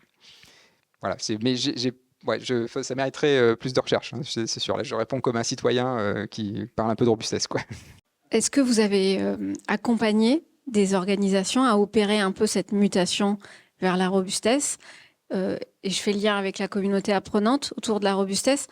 Alors, je ne sais pas si c'est possible, mais quels sont un peu les 2-3 points d'attention quand on doit accompagner ce type et soi-même aussi opérer cette mutation? Alors, il y a tous les scénarios. Donc, il y a des entreprises qui sont venues me voir. Alors, je ne sais pas si je peux dire que je les ai accompagnées parce que c'est trop récent pour dire que c'est vraiment un accompagnement, mais j'aurais donné quelques clés. C'est par exemple à Raymond, par exemple, c'est une boîte qui fait des clips, qui fait des objets qui se clipent, qui à mon avis a beaucoup de jeux de chance parce que ça sera très utile dans le monde du tout réparable. Enfin, ils ont une technologie là qui va pouvoir se décliner dans plein de secteurs. Donc voilà, bon, là c'était assez facile finalement de trouver des résonances. Puis ils ont une politique sociale intéressante. Un autre scénario, c'est ASCII, par exemple. Ça, c'est une boîte qui fait de l'informatique dans les Alpes. Alors là, le patron m'a lu, sans jamais me rencontrer. Apparemment, ça a été une épiphanie et il a complètement changé son modèle économique. Et maintenant, il me dit, tout le monde a 11 semaines de congé. C'est incroyable. Hein. Il a vraiment changé complètement son modèle économique. Et apparemment, il était très épanoui. Hein. Quand je l'ai vu, il faisait ça depuis 2 ans. Hein. Il était vraiment... voilà. Donc, je me dis, tiens, super, c'est chouette. Et puis, il y a aussi, et c'est le plus général, les entreprises que je vois, c'est des entreprises qui font de la robustesse depuis très longtemps et qui n'osaient pas le dire ou qui ne se l'étaient pas formalisé. C'est qu'en fait, la robustesse, c'est un mot. Hein, en fait, c'est qu'un mot. Et il y a énormément d'entreprises, d'associations, d'organisations qui font de la robustesse, mais qui ont un peu tendance à ne pas oser le dire parce que quand on fait de la robustesse, on va contre la performance. Et donc, c'est très compliqué quand on est une entreprise, par exemple, de dire non, moi, je ne veux pas être performant. Alors, si on dit qu'on est robuste, finalement, ça veut dire à peu près la même chose. Hein. Enfin, quand vous voyez l'équilibre, surtout dans le monde actuel. Donc, il y a plein d'exemples. Hein. OE, les vignerons OE, c'est à Lyon. Ça, ils font du vin en agroécologie, mais ils font aussi du réemploi. Donc, c'est les premiers à avoir fait des bouteilles consignées en France, avec toute une logistique qui va avec. C'est Pocheco, le fameux Pocheco qu'on cite souvent, là, les enveloppes à Lille. Donc, ils font de la robustesse depuis 30 ans. Hein. Emmanuel Druon, et c'est de la robustesse vraiment territoriale. C'est-à-dire que c'est de la biodiversité cultivée sur le foncier qui participe à l'activité économique. Alors, ils appelaient pas ça robustesse. Bon, là, maintenant, ils font des formations robustesse dans leur entreprise. Alors, je trouve ça génial, quoi. C'est que, en fait, ça SM, et c'est sans moi, hein, et c'est très bien. Et c'est parfait, quoi. C'est comme ça que ça doit partir. Donc, voilà. Donc, il y a un peu tous les scénarios. Et ce que je vois, alors il y a aussi, faut quand même pas l'oblitérer, il y a aussi je vois des entreprises qui font un peu du robust washing, quoi. On voit sur le site web un peu ça devient un peu un buzzword, j'ai l'impression, enfin, faut pas exagérer, mais un peu dans certains. Et donc on voit par exemple la robustesse au service de la performance, quoi. Et là on se dit, alors bon, oui, alors qu'est-ce que vous voulez dire? Bon, il y a ça aussi, hein. Bon, mais c'est normal, hein, c'est un moment, voilà, comme ça. Mais mon conseil, hein, c'est vraiment sur les communautés apprenantes, c'est peut-être ah oui, il y a plusieurs choses. Outre le stress test, il y a peut-être l'audit interne de robustesse, justement. L'audit interne de robustesse, c'est de faire déjà l'état des lieux du déjà là robuste dans l'entreprise. Et donc, alors le mot audit n'est pas génial, à vrai dire, hein, mais j'utilise les mots anciens pour dire le monde du futur. Mais l'audit interne de robustesse, c'est lister toutes les contre-performances de l'entreprise ou de l'organisation, et au lieu de les évacuer, on les valorise.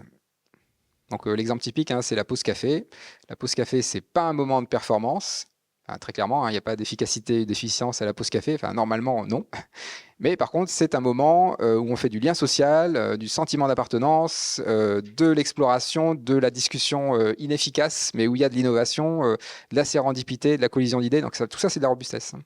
C'est un moment, voilà, si on réduit les pauses café, on aura des entreprises moins créatives. Je le dis un peu comme ça.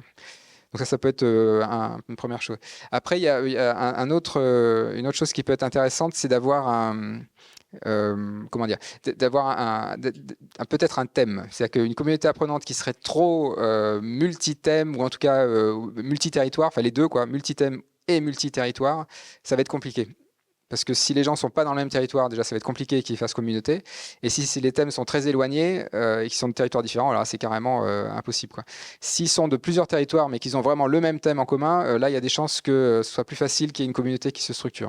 Et puis, pareil, si c'est des thèmes très différents, mais vraiment du même territoire, du même quartier même, là, il y a moyen que ça prenne, quoi. Et peut-être un dernier truc, parce que j'ai réfléchi en parlant, mais c'est la cible. C'est-à-dire que dans la nuée d'oiseaux, là, je vous la remets, ma nuée d'oiseaux. La voilà. Hop, dans la nuée d'oiseaux, faut savoir quelle est la cible qui va basculer. Parce qu'en fait, cette communauté apprenante, il y a un peu les deux aspects, hein. Il y a l'aspect nous, se transformer nous-mêmes, mais aussi essaimer pour être au service de la robustesse du territoire, hein, donc de son collectif élargi, donc de ceux qui ne sont pas dans la communauté apprenante. Alors, la cible, c'est pas le cœur du système. En fait, il ne faut pas être trop gourmand. C'est-à-dire que si vous êtes déjà dans la robustesse, il ne faut peut-être pas aller voir le PDG tout de suite. Parce que là, il est au cœur de la nuée. Peut-être qu'il est trop loin pour entendre ça. Par contre, si vous faites des alliances avec d'autres départements, d'autres secteurs, d'autres organisations latérales, là, vous pouvez faire des alliances. C'est plus joyeux d'ailleurs, hein, parce qu'en général, c'est des personnes qui vont être réceptives, parce que bon, il n'y a pas d'enjeu. Voilà. Et à force d'encercler, bah là, oui, le cœur va être obligé de basculer. Donc ça peut être aussi une stratégie comme ça. Bon, je crois qu'on arrive à la fin alors. Oui, on va conclure ici. Merci. Merci. À vous, Olivier, on va tâcher de transformer et donc de se transformer, y compris en communauté apprenante. Donc le projet pour l'IATU, hein, c'est ça. Hein. Parfait. Et pour vous aussi sans doute. Donc merci d'être venu jusqu'à nous dans le labyrinthe de l'IUT. En principe, on est à Pessac, donc on s'est dit que c'était un petit peu plus central.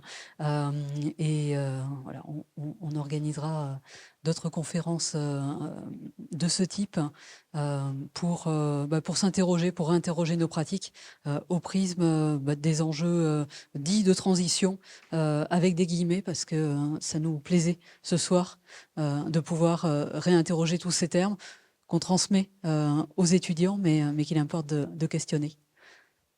Bonne soirée à tous. Merci. Merci.